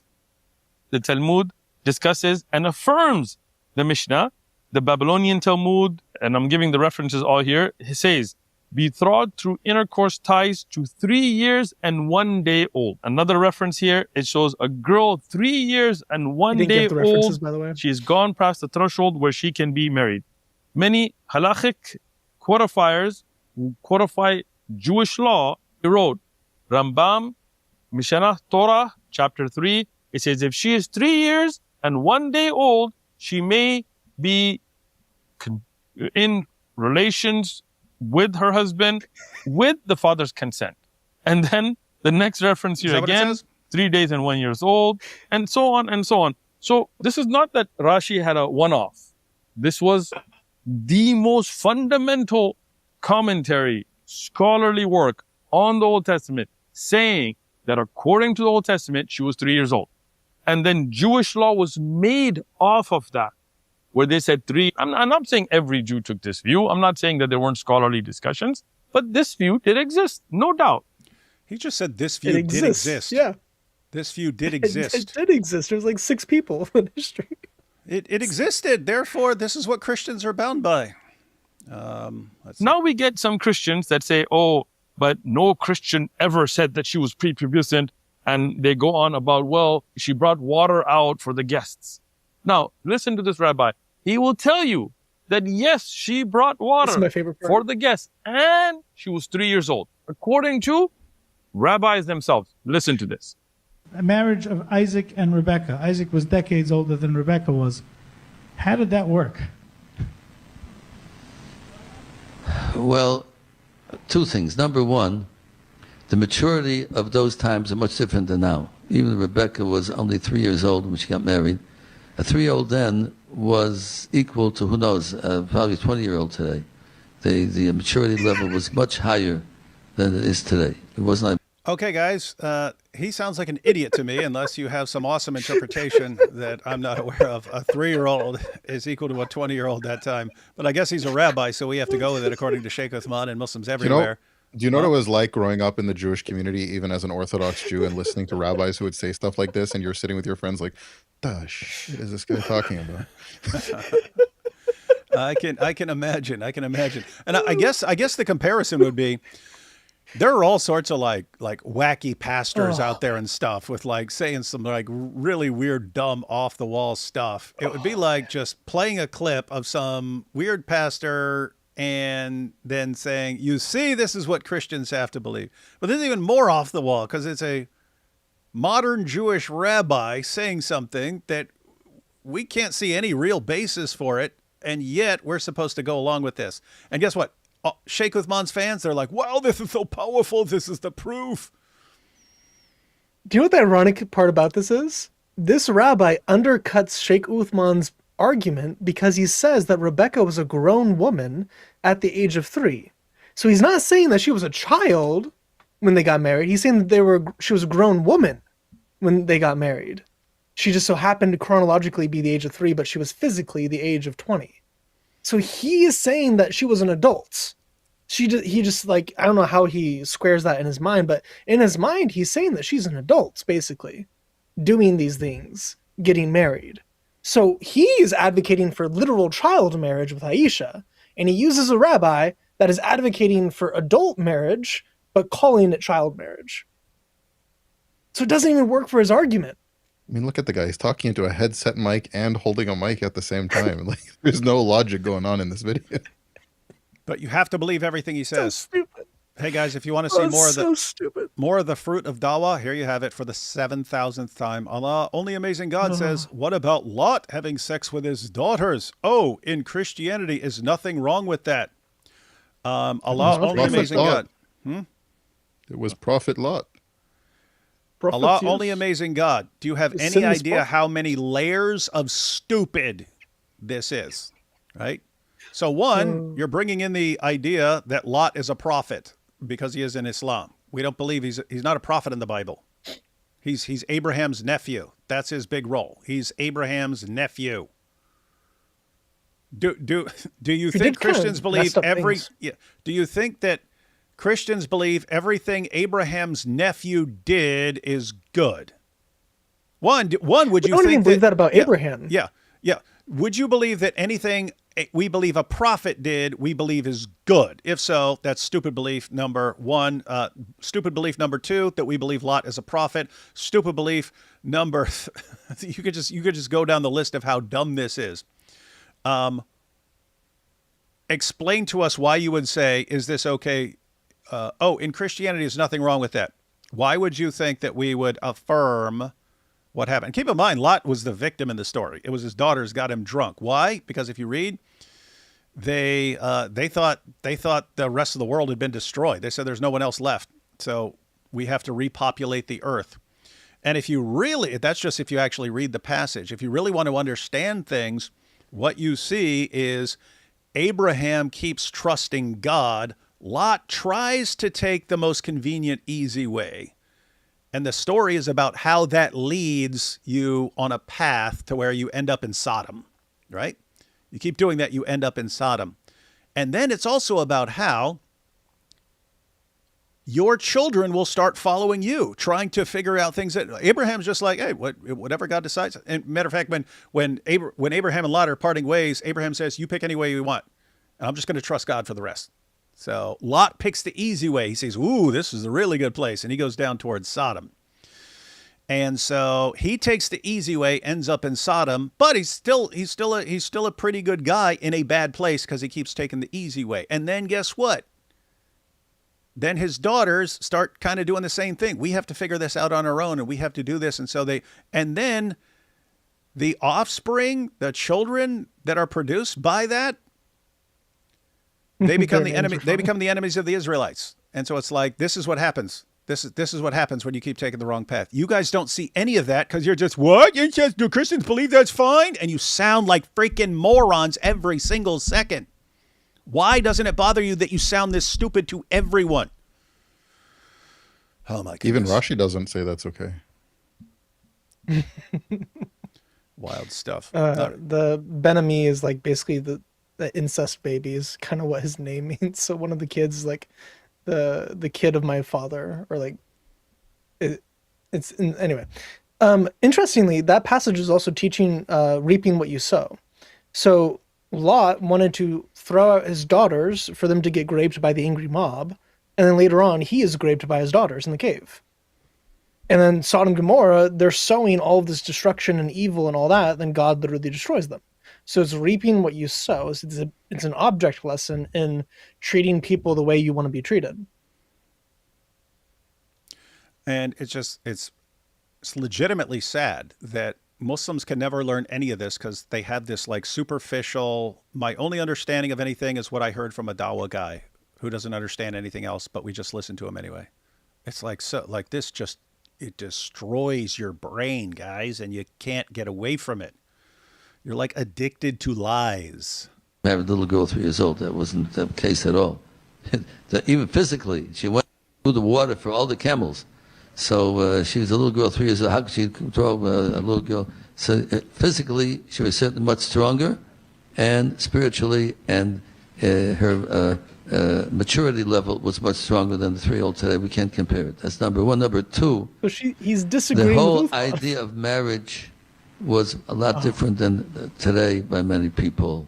Marriage was not just getting together, enjoying each other, and having a good times.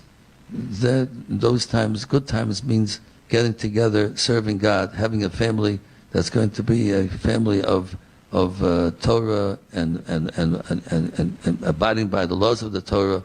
That was what the purpose of marriage was, to have children, to bring them up according to Torah standards. Now, we've made it explicitly clear that Jewish scholars and rabbis and commentators agreed that she was 3 years old when she married a 40-year-old Isaac. Did we see that? Nope. You can't go 10 seconds without lying. You posted a guy who said, okay, you Muslims who are watching, okay. Are there clips out there of Muslim sheikhs and stuff and imams from various parts of the world saying some really, really, really weird stuff? I don't care which sect of Islam you are from, you will say it. You will say that some of these other guys from some of these other groups are saying some really, really, really, really, really weird, insane stuff. Imagine a Christian who takes some weird thing that someone said that has no basis in the text of the Quran, no basis in the Hadith, no basis in anything you actually believe. He says something just completely wild, and then the Christian says, see, we've shown that this is what Muslim scholars believe and that this is what the authoritative Muslim sources proclaim. Would you take me seriously would you take this guy seriously after that? Or would you say, why are these guys completely misrepresenting things? Okay, that's what he sounds like to us.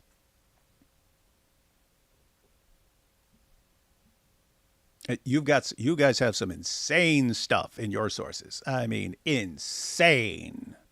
And you have lots of Muslims around the world saying some insane stuff. Just imagine me taking that and saying, you see, this is the way it is in Islam. Dumb. Dawa is dumb, and it's for dumb people. According to biblical tradition. Now, when we talk about... According to biblical tradition. You could still just go chapter and verse, Sheikh Uthman, chapter and verse, but you can't. Biblical tradition. Chapter and verse for what you said. Oh, biblical principles say you can have sex with a 3-year-old. Where? Chapter and verse.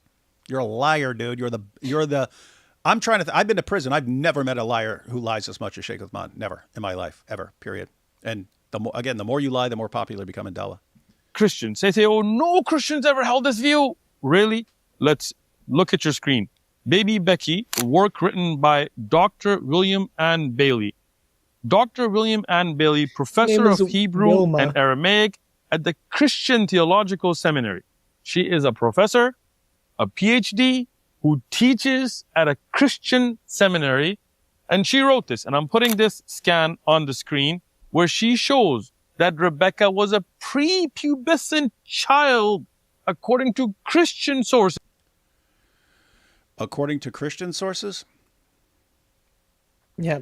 Rebekah as She's a young child is Mennonite likely scholar. Rebekah as a young child is likely meant to be understood to be a virgin, not because I can't read it, it's too small on the screen. It means virgin, but because she is a prepubescent child. So now this is the authority for Christians. Who was this? Wilma, what was her name? I have it.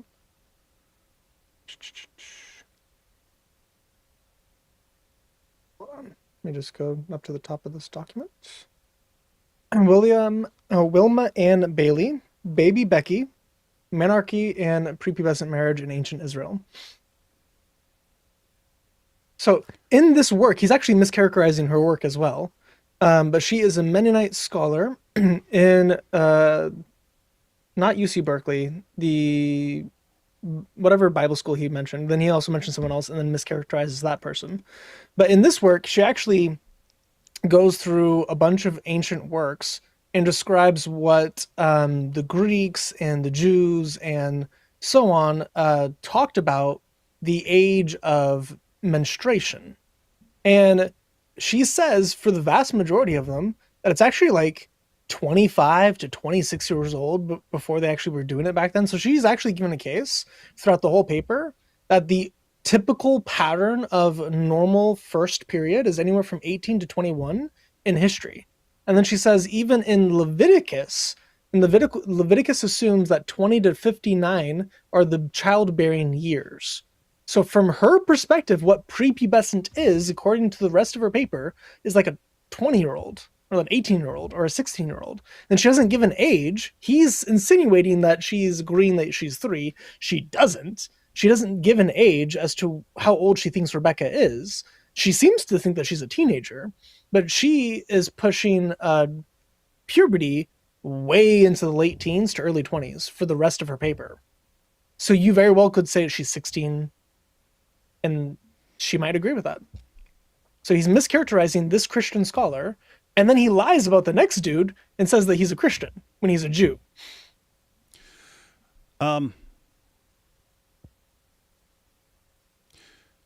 So, first of all, guys, think about the methodology here. We will look for any paper by anyone ever who said Rebekah's prepubescent, and then you go to a paper which doesn't even say she was 3 or something like that, and then that's supposed to impress us and make us think, oh, okay, this must be the correct view because someone said it. Guys, Sheikh Uthman fans, I'm going to say this. Do not ever, and I mean ever, say, oh, that's a weak hadith with something again. Don't do it. Do not freaking do it. If you're going to say any random person that I've never heard of and no one I know of has ever heard of in my entire life says something, and then even with you twisting it, I have to just go along with that and make that my position, do not tell me, oh, but that hadith is weak. That hadith is weak. Do you have any idea how freaking lame this is to us? Any random person. Here's the thing, guys. You can find someone who said almost anything. Why would he go with this person? This is where he had to go to find someone who just thinks that Rebekah was prepubescent. That's how far he has to go, and he expects us to go along with it because he knows his followers are stupid. What's that, Ash? So this reminds me of the show Justified. Never saw it. Mm-hmm. So there's the scene at in the first episode where Raylan goes back to his hometown and he meets this like hillbilly from Kentucky, and he was now running like a neo-Nazi gang basically. Moonshine. And the guy starts to tell him about like the Bible. He goes, and it is our God-given prerogative that we have to eradicate the Jews. And he goes, what? He goes, yeah, it's in your Bible. He goes, what? He says, yeah, in the beginning, Cain laid with the mud people. And from their fornications came forth the Edomites. Now you know who the Edomites are. They're the Jews. He goes, read your Bible as interpreted by experts. That's what That's what Uthman this sounds like. That's what this reminds me Yeah. of. The first like 2 or 3 seasons of that show is really good. Wild stuff. Shows that Rebekah was a prepubescent child, according to Christian sources here. What Christian sources? She just says it, dude. A- What Christian sources? An article, a single article, A in a person, single journal. a person that none of us has ever heard of said it in an article. Like Sheikh Uthman, can I, if I find any Muslim who has said anything in any article, you will think that is binding for Muslims. Are you insane?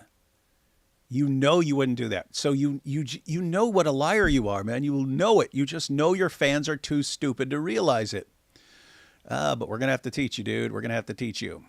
This is what we're going to have to do. We're just going to have to find like the weakest, most absurd and insane hadith. And when they go, that's a weak hadith. Go, what are you talking about? Any random paper by any person ever, Sheikh Uthman says I have to follow it.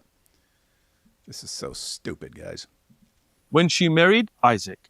In fact, if we look at Robert Alter and other Christian authors, and I'm going to put a bunch of these references on the screen, they show that according to Christian theologists, professors, theologists, teachers, priests, those that wrote on this subject, they show that she was, according to their ideas, prepubescent when she married Isaac. I'm going to put other references here that show evidence. These are all from Christian sources.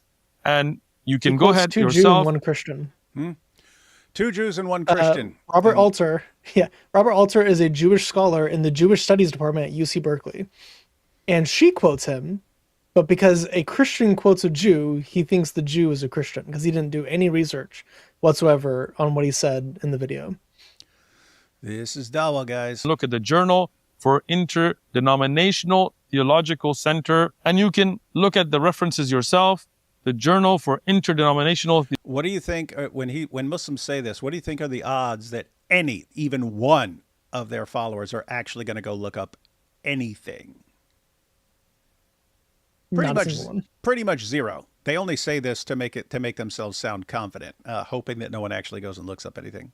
Theological Center, Volume 37, published in 2011. Articles, Baby Becca, and you can find this by Professor Dr. William Ann Bailey, right there, Professor of Hebrew and Aramaic Scripture at the Christian Theological Seminary. Find it, read it yourself. And with references, you will find Christians who held the view that she was, in fact, prepubescent child. They used the word child when she was married to a 40-year-old Isaac. Jewish and Christian. Now, if we continue down that path, if we look at the age of Mary, how old was Mary? Now, you could say, well, the age of Mary is not in the Bible. Okay, I got you. Neither's the age of Rebekah, buddy. The age of Aisha, radiallahu anha, is not in the Quran. In fact, it's not even in a hadith of the Prophet ﷺ. This is what we call a marfu hadith. Yani a hadith where the Prophet Muhammad, peace be upon him, says something or does something or approves of something. Yeah, what you have is Aisha saying it over and over again and other people saying it about her. If they're all wrong, then great. Your sources are garbage, dude. That is marfu'. No such hadith exists. So that means not in the Quran and not in the words of the Prophet ﷺ. But notice already the hypocrisy. Look, it's not in the Quran and it's not here. Okay, we've got hundreds of hadiths on it. But so what? And you're saying if some random person that we've never heard of writes an article, we have to go with it. Interesting. Yeah, then he also uses the Infancy Gospel of James as the source for Christians, but that is an apocryphal work that everyone rejected by 405 AD. Like Pope Innocent I, in his letter to Exusbrius, full out rejected it. Jerome rejected it heavily, so much so that he denounced them for even saying it. And then the Pope, 80 years later, Pope Glacius, he also denounced it. So really early on, well before Islam, they were already denouncing the source as fake and as apocryphal. And yet it's still one section of it ends up in Surah 3, which is pretty funny. So this verified false document he is using as evidence for Christian belief that every single source, including the source he's about to quote, says is not true, and yet he still uses it. Let's see. We do have an And authentic he hadith from mischaracterized what's in the book itself. It's wild. Aisha radiallahu anha. This is called a mawquf hadith, a stopped hadith. Guys, I'll It's a be right statement back. of a sahabiya. But if you're using these sources that are not in the Quran, then according to those same standards, when you look at Christian sources that are secondary sources, not in the Bible themselves, because the age of Mary's marriage is not mentioned in the Bible, as the age of Aisha radiallahu anha is not mentioned in the Quran. Did you hear how stupid that was, guys? He said, if you're going to not use the Quran and go with secondary sources like the hadiths, then we can go to secondary sources. Dude, you believe in the hadiths. We don't believe in what you're quoting. We don't believe in those sources. Do you not understand the difference? And notice what you just said there. If you get to go to secondary sources, then we get to go to secondary sources. Okay, so what you should be saying is we get to go to what you regard as weak hadiths. We get to go to weak hadiths, things you don't believe are authoritative or necessarily even accurate, and we get to go to those because you're going to sources we don't believe in, right? He's saying it, right? Everything this guy says is a lie in some way. I agree with you, man. I agree with you. Well, let's see. Earliest sources we can find that clearly state her age. If you look in the Gospel of James, we find that she was 16. 12 years old. Whoa, just lied. This one I've actually read, guys. I pull it up if I have it up right now. Yeah, says she was Don't 12. bring my skin up. Yeah, it says she was 12 in the temple when she was like married to Joseph and then consummated the marriage and stuff. She got pregnant. It says she was 16. He just said she was 12. 12 when? Liar. This would be like me saying, when Muhammad had sex with Aisha, she was 6. You'd say, what? She wasn't 6. She was 9 when it was consummated. Okay, that's what he just did, guys. That's what he just did. The source mentions her being 12 at a certain point. He says, it says right here 12. That's what Daniel Hakicha, that's what all these clowns do. It says she was 12 at a certain point. Then it continues the story.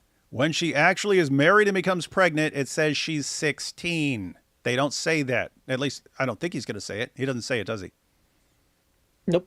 You want me to put up on the screen or do they just take my word for it? Yeah, I can.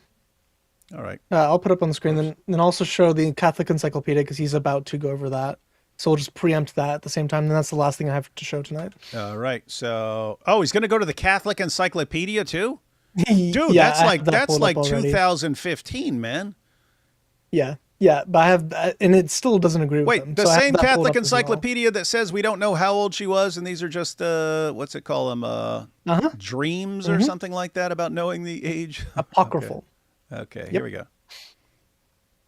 So we have specifically that when she turned 12, she started to bleed and they didn't want blood to get into the temple. So like, oh, look, now she's 12 years old. What do we do so she doesn't get blood in the temple? And then like, okay, well, let's go and find people who can protect Mary. So then they go to all the people and like, hey, let's all throw our staffs together. Then we'll like cast lots, which is in Surah 3. And then, Joseph's staff he's thrown in, then it budded. And then he was chosen. Or no, a dove came out of his staff. And then he was chosen for that. And he's like, hey, but I'm an old man. I already have kids. And they're like, no, you got to do it. So they get, married, quote unquote. But then he goes out and she is like serving in the temple still. And she's like doing this really elaborate sewing for the temple. And so she's not even living with him. Like she has a house, but she's basically by herself because Joseph is like on the road. So she's not even with Joseph. She doesn't have any intercourse with him at all. Yeah, and just that's undercutting what, Uthman's point again. Yeah, that's what you get from the story. By the way, it's that Mary is supposed to be by the way, guys, as part of the main idea here is Mary's perpetual virginity, right?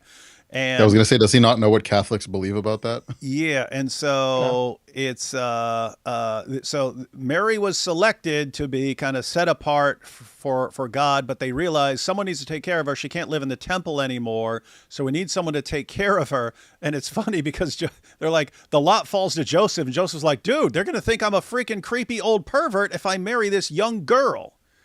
And they say, you got to do it anyway, man. You got to do it anyway. But the idea is they want someone to take care of her without having sex with her. He's like, but people are still going to get the wrong idea. And they're like, we got to do it anyway. And so, but notice it's assumed that if you married a 12-year-old, you would be a creepy pervert to these people. Yeah, this is What a the wild fourth thing for time him he's to quoted quote. a source. This is the fourth time he's quoted a source that's undermined his argument. So not only does it say that she was 16 years old whenever these mysteries happened to her, whenever she got pregnant, but then it says that Joseph came from his house into her house and found her pregnant, and then he was super upset and was like, oh, how could this have happened? You know, I was supposed to take care of her, and then how in the world did she get pregnant? Obviously, because he's not having intercourse with her. Yep. So the source he's quoting from, even when she's 16, even when still not she's doing it. 16, he's not having intercourse with her. And yet he's using this as the source to show that 12-year-old marriage and intercourse is fine when they don't have intercourse and she's not 16 when she gets pregnant. But then you go to the Catholic Encyclopedia and it doesn't even agree with him at all. So on the entry of, I think this one is Joseph? Yeah. This one's Joseph, the next one is Mary. So in Joseph, it says, it was probably a Nazareth that Joseph betrothed and married her when she was to become the mother of God.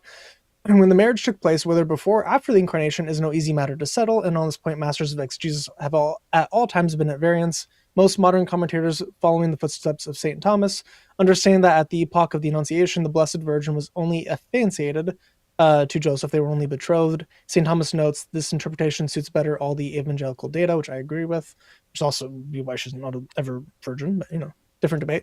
It will not be without interest to recall here, unreliable though, that the lengthy stories concerning St. Joseph's marriage contained in the apocryphal writings. When 40 years of age, Joseph married a woman called Mecha or Eska by some, Salome by others. They lived 49 years together and had 6 children, 2 daughters and 4 sons, the youngest of whom was James.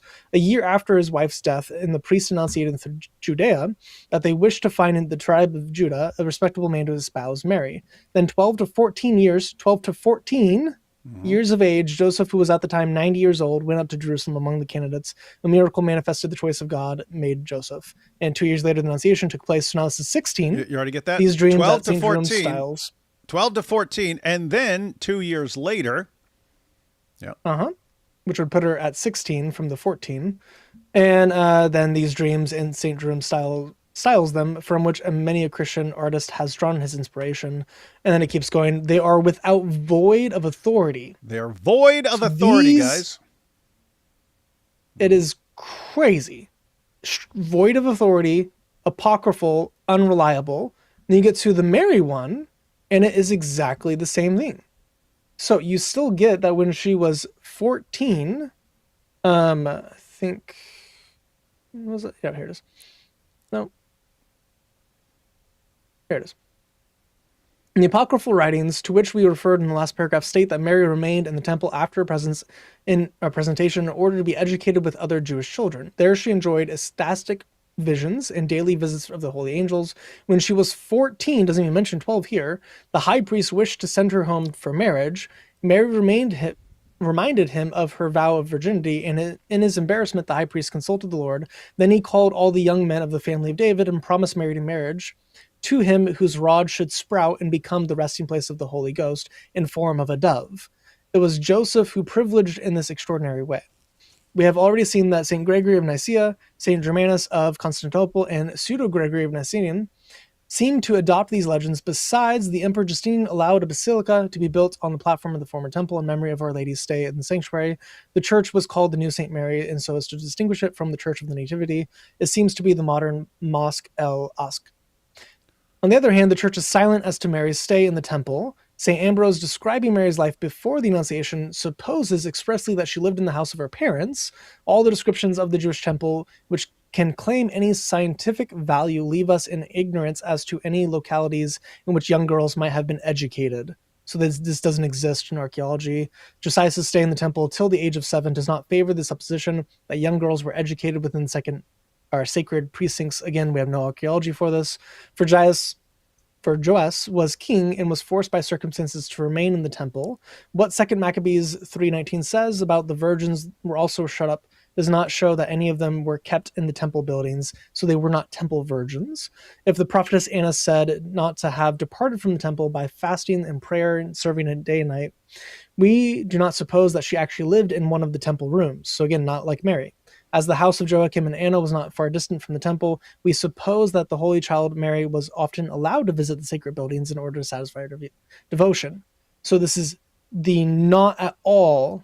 So this entire explanation is not at all in line with the infancy gospel of James, and it actively says that we do not have any reason to believe the actual story of the infancy gospel of James, and it calls for 14 during this event. So he's about to lie about the Catholic Encyclopedia, and both entries on the matter do not agree with him or with the infancy gospel of James. So he is just straight lying about all of these sources.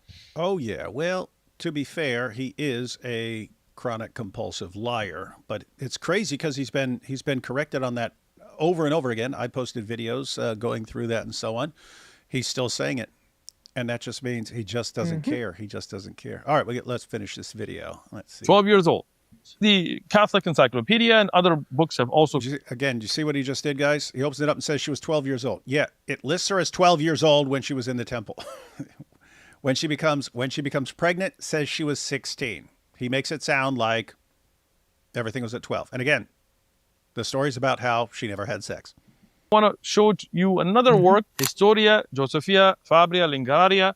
This is the earliest biography of Joseph, the husband of Mary. I challenge Christians to find a complete biography earlier than this, 6th century. And what does it say? And this is in Latin, Greek, in Coptic Arabic, and so on. It mentions Maryam, yani Mary, being 12 years old, consistent with what we found in other early Christian sources. She was 12 years old. When she was in the temple. Thank you. Now, when did she become pregnant, dude? Married to Joseph, who was how old? According to this work right here, Joseph was 40 when he first got married. Then he was married for 49 years. So that is 89. When his wife was dead, he waited another year, which makes him 90 years old when he married Mary. So a 90-year-old, according to your own early traditions, married a 12-year-old. What would you call that today? Right? So... Wait. So even if we're granting everything you're saying, this is a guy who's just, according to the stories, he's taking care of her and not ever having sex with her. So what would we call that? Nothing. What do you call it? What do you call? A guy who. I think the word is saint. Yeah, a guy who father-in-law takes in a girl to take care of her and never has sex with her. Can you imagine Muhammad doing that, taking in a girl and not having sex with her? Of course not. The issue is we should come to an agreement. He's also lying about that. So the earliest biography we have of the account are the Gospels, which don't have this at all. But even the work he's quoting from right there is from the mid 500s to late 600s. Before that work was written, we already had church fathers that rejected it. Jerome, we have 2 different popes, and we have a variety of bishops and a variety of writings. So the official position from the church was that it was false, but it became popular because early on they thought it was actually part of the canon. It was around like 150 years that they believed it was fine to use. And during those years, it got really ingrained into the psyche of the church. But before that work was written, it was already shown to be false.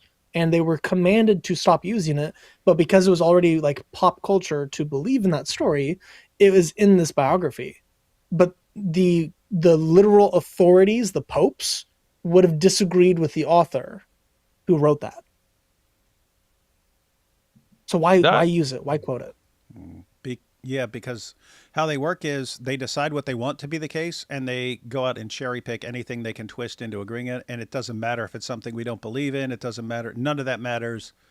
It's you decide what you want ahead of time and then go find something that you can twist into agreeing with you. And that's just their message. That's what they have to do that's just their method. They have to do that with Muhammad in the Bible, right? Right? You got Muhammad in the Bible. According to the Bible, Muhammad's a false prophet. So what do? You have to just like cherry pick verses and stuff like that, try to twist them and so on. So that's their method with everything. It's how they treat the Quran, right? It's how they treat their hadiths. You decide what you want to proclaim as the dawah guy, and you go to that and twist it into something. And like all the verses in the Quran that affirm our scriptures, what do they do with them? Well, they'll look for one that they can twist into saying something else. It's just gosh, guys, what does it take for you to realize you are not following the truth? Let's see. A girl who's prepubescent, who's a child, who hasn't hit puberty, should not be married, right? She should wait until her body is physically ready and her mind is mentally ready. We cannot go back in time and criticize people for something that they didn't have high school and college and these things to wait for. So when a woman's body was physically ready, for example, have her menses or so on, they would get her married. A man, when he was able to physically go out and work, he would go out and work. They didn't say it was child labor, right? So we cannot judge those times by today's standards. But we can lie constantly. Noting that we should live by today's standards, meaning that if the local customs is that you wait till you're 18, wait till you're 18. If the local custom is that you can drink alcohol, then drink alcohol. That's fine. The local custom says eat pork, eat pork. That is mental maturity and physical maturity. But if we look at biblical views of Rebekah, we've proven that according to Rashi and many other Jewish scholars and Christian scholars, she was a child. We saw many Christian scholars. One out of context. Yeah, we saw one Mennonite woman that we've never heard of out of context. She was prepubescent. According to Rashi and others, Jewish law was made that a 3-year-old, one day after that, could get married and have intercourse based on that. But we have not what it said. Condemned that. I don't take that view. But I will quote this with evidences from Jewish sources and Christian sources so that you cannot hypocritically criticize something without looking at your own backgrounds. Yeah, we're hypocrites, guys. Guys, here's what's crazy.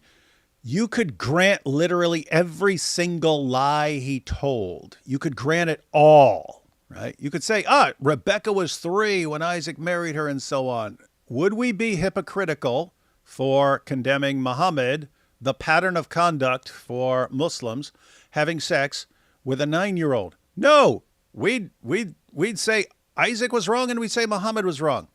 There would be no hypocrisy. Hypocrisy is saying one thing and doing something else. This guy's stupid. So in summary, Aisha radiallahu anha was married at an age that she had passed puberty and was mature enough to... Still, did we get any source on that apart from him saying?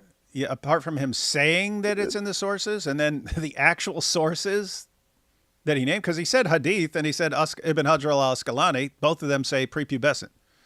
And the Quran says prepubescent. Consummate her marriage in accordance to the customs of her time. Rebekah, in accordance to Jewish tradition, not just Rashi, but multiple sources, and Christian tradition, was a child. And Rashi has clarified that she was 3. And Jewish law quantified that a 3-year-old one day after can get married according to the Old Testament, the Bible. Married. We can That's weird because they said no minor marriage. That's the just Old weird. Testament of the Bible. He just said according to the Old Testament of the Bible, 3-year-olds can get married. So he doesn't know what the Talmud is. He thinks the Talmud is the Old Testament. By the way, he's literally I think Muhammad. If I'm not mistaken, and we could look this up afterwards, but I'm pretty sure Maimonides, as well as other sources, talk about a situation where if a young girl who's not ready to be married yet is betrothed ahead of time by her father, and then the father dies, she retains her right to refuse the marriage even though the father can't approve it, which would imply by default that somebody who is under that age cannot get married under any circumstances, and it has to be fully consensual at that point. So what's he talking about? Jewish law and Jewish tradition? I think even in Kedushin, in the passage I brought up earlier, later on it says that a woman reserves the right to veto a marriage once she reaches the age of maturity. So even if the father's alive, she still has that right. All right, well, these are the last little bit here. And that, we cannot hide it. According to Christian traditions, the earliest traditions that we find, Mary was 12 years old when she married a 90-year-old Joseph. Really? I must have missed that. Now, we can condemn that, but we cannot hide it. And we would not accept that today. That is something from the past. So leave these useless attacks alone.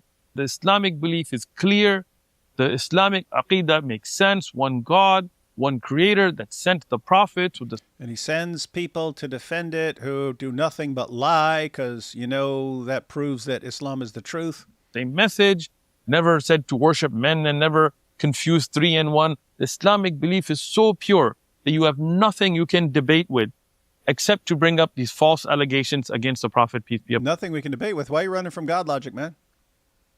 upon him. When is this the your guy who's own running from God traditions, Logic? What's that? Is this the guy that's running from God Yes, Logic? Yeah, that's him. Yeah. Zutran. Yeah.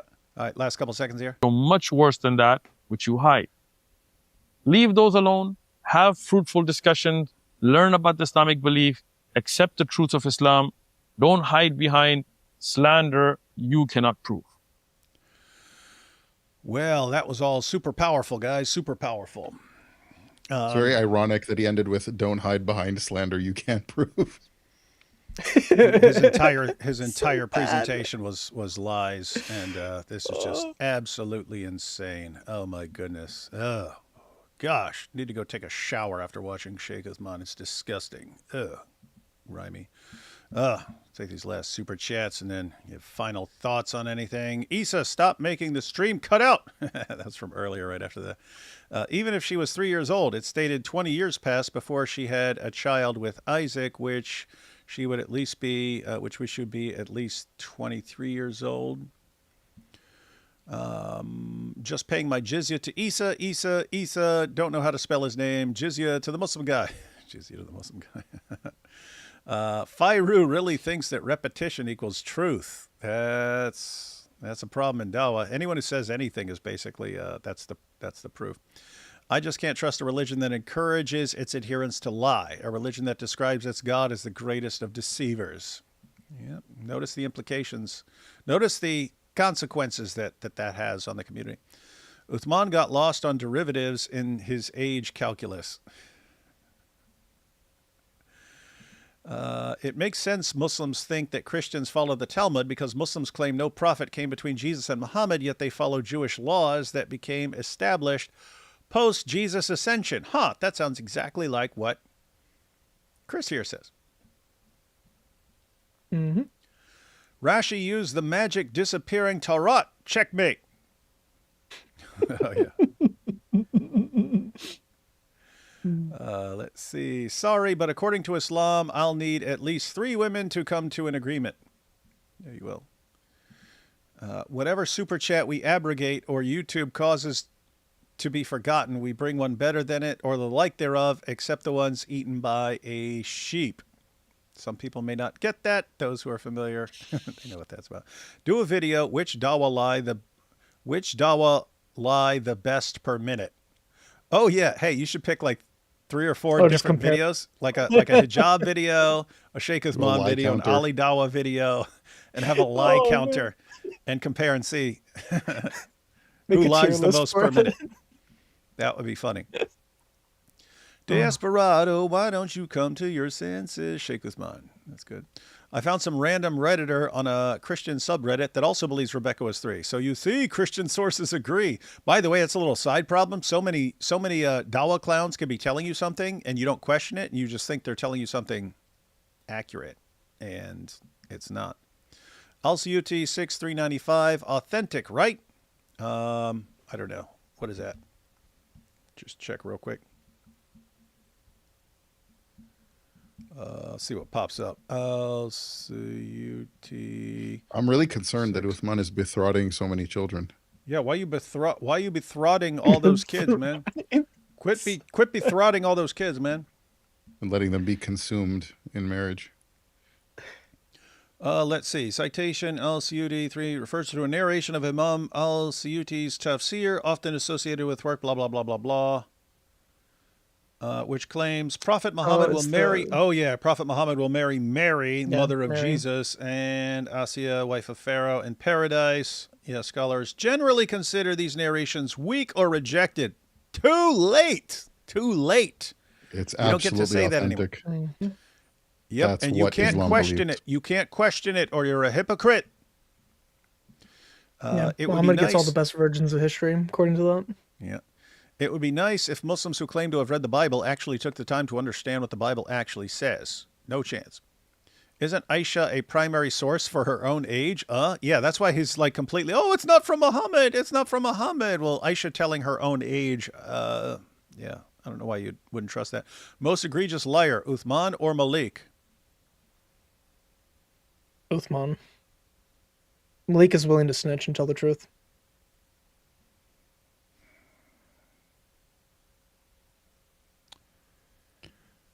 I'll say this. Sheikh Uthman's like lying about his sources, our sources, everything. He's lying about all that stuff. Malik's just lying about like what this person said and what this person did most of the time. So kind of different categories of lying. David, you said that snitches and pedos are like the worst things in prison, right?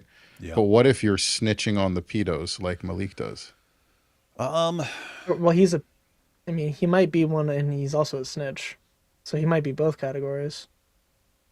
Yeah, if you were snitching on someone, yeah, if you were telling like inmates what someone is doing and that someone is a pedo, yeah, they give you a pass on that one. they give you a pass on that one. So good job, inmates. Let's see. Kalas, my bad.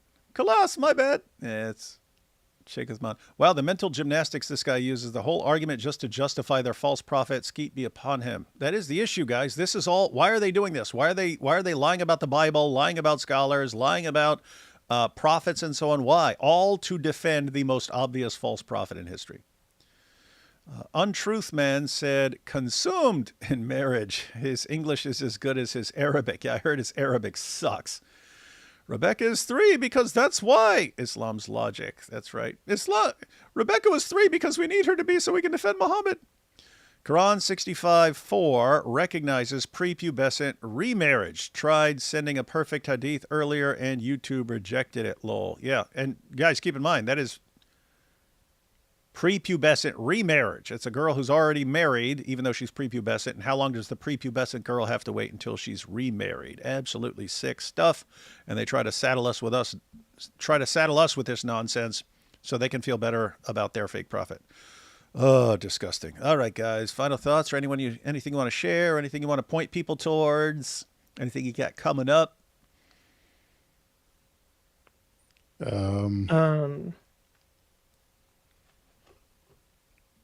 Nope, that pretty much covers it. I was going to make a joke about how my wife's Jewish and she made me roasted lamb shoulder and now my chest is hurting, but you know.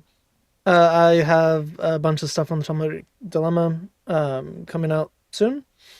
I will hopefully be doing a stream with IP on it, although he has not gotten back to me yet. So if you want to... I can lean on him. IP, if you're watching. I can lean on him. I can also message Than. I can contact him. But do you want me to give like a quick 3-minute rundown of why Rebekah's not 3 according to the Bible? Oh yeah, go for it. Since we didn't do that in the stream yet.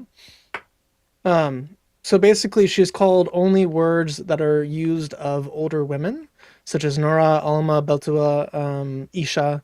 And she's not called a Yalda, which is the word for child. So she is not called a child, but she's called a young woman in 4 different ways. She can water 10 camels, so that's around 2,000 liters of water, which is not an insane, for an adult, it's not an impossible feat, but it's something that no child could possibly do without having all of the atrophy in their body, just falling apart.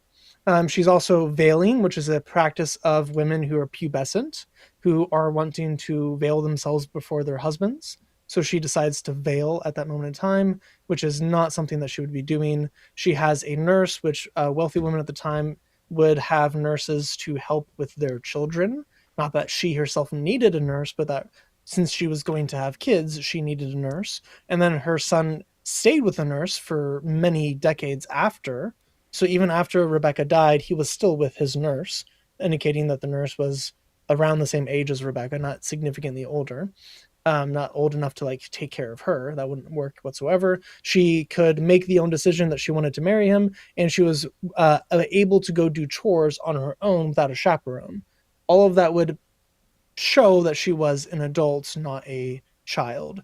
And then to the timeline itself, nothing in the Hebrew actually indicates that she was born at that period of time. We actually have reason to think she wasn't born at that period of time. And it says explicitly that they had intercourse that night in his mom's, maybe in his mom's tent. I don't remember on 24 there, but they have intercourse specifically. It says that he took her. That's a euphemism for intercourse. So she was able to do it without being injured right then and there. So all of that seems to indicate that she is an adult, not a child. But maybe you didn't understand. They need her to be a child because they need it. They need it to defend Muhammad, who had sex with a prepubescent 9-year-old. Hey, look at this. I'm just going to assume this is trolling. Yusuf Al-Muhidi. Islam is the one and only true religion, whether you like it or not. And if I am lying, I dare you to give me one single mistake, error, falsehood in the Quran. You can't. That's what I thought. I'm assuming you're trolling because this is, although you guys do sound like this. Oh, my goodness. You got the sun setting in a muddy pool. You've got Alexander the Great being a devout Muslim. The guy was as pagan as possible. You've got Haman building a tower for Pharaoh. You've got stars or missiles that Allah uses to shoot demons when they try to sneak into paradise and hear his prayers. You've got semen forming between the backbone and ribs. You've got Jesus not dying on the cross, according to the majority interpretation and so on. Dude, it's a total disaster. So, in case you were serious. I had a guy come on my channel, I think was at first pretending to be an Orthodox Jew, like arguing with me about Judaism versus Christianity. Turns out I think he was a Muslim. And he said to me, Oh, yeah. Jesus was not really crucified. It was his brother, Thomas Christ. And Jesus fled to India and became like a monk or something like that. Was that your stream with Eduardo, or is that a different stream? No, this is like months ago. Somebody posted this comment about the brother Thomas Christ, and I'm like, did you say Thomas Christ? You think that's like a last name, like a family name? Yeah. The Christ family. The Christs down the street, right?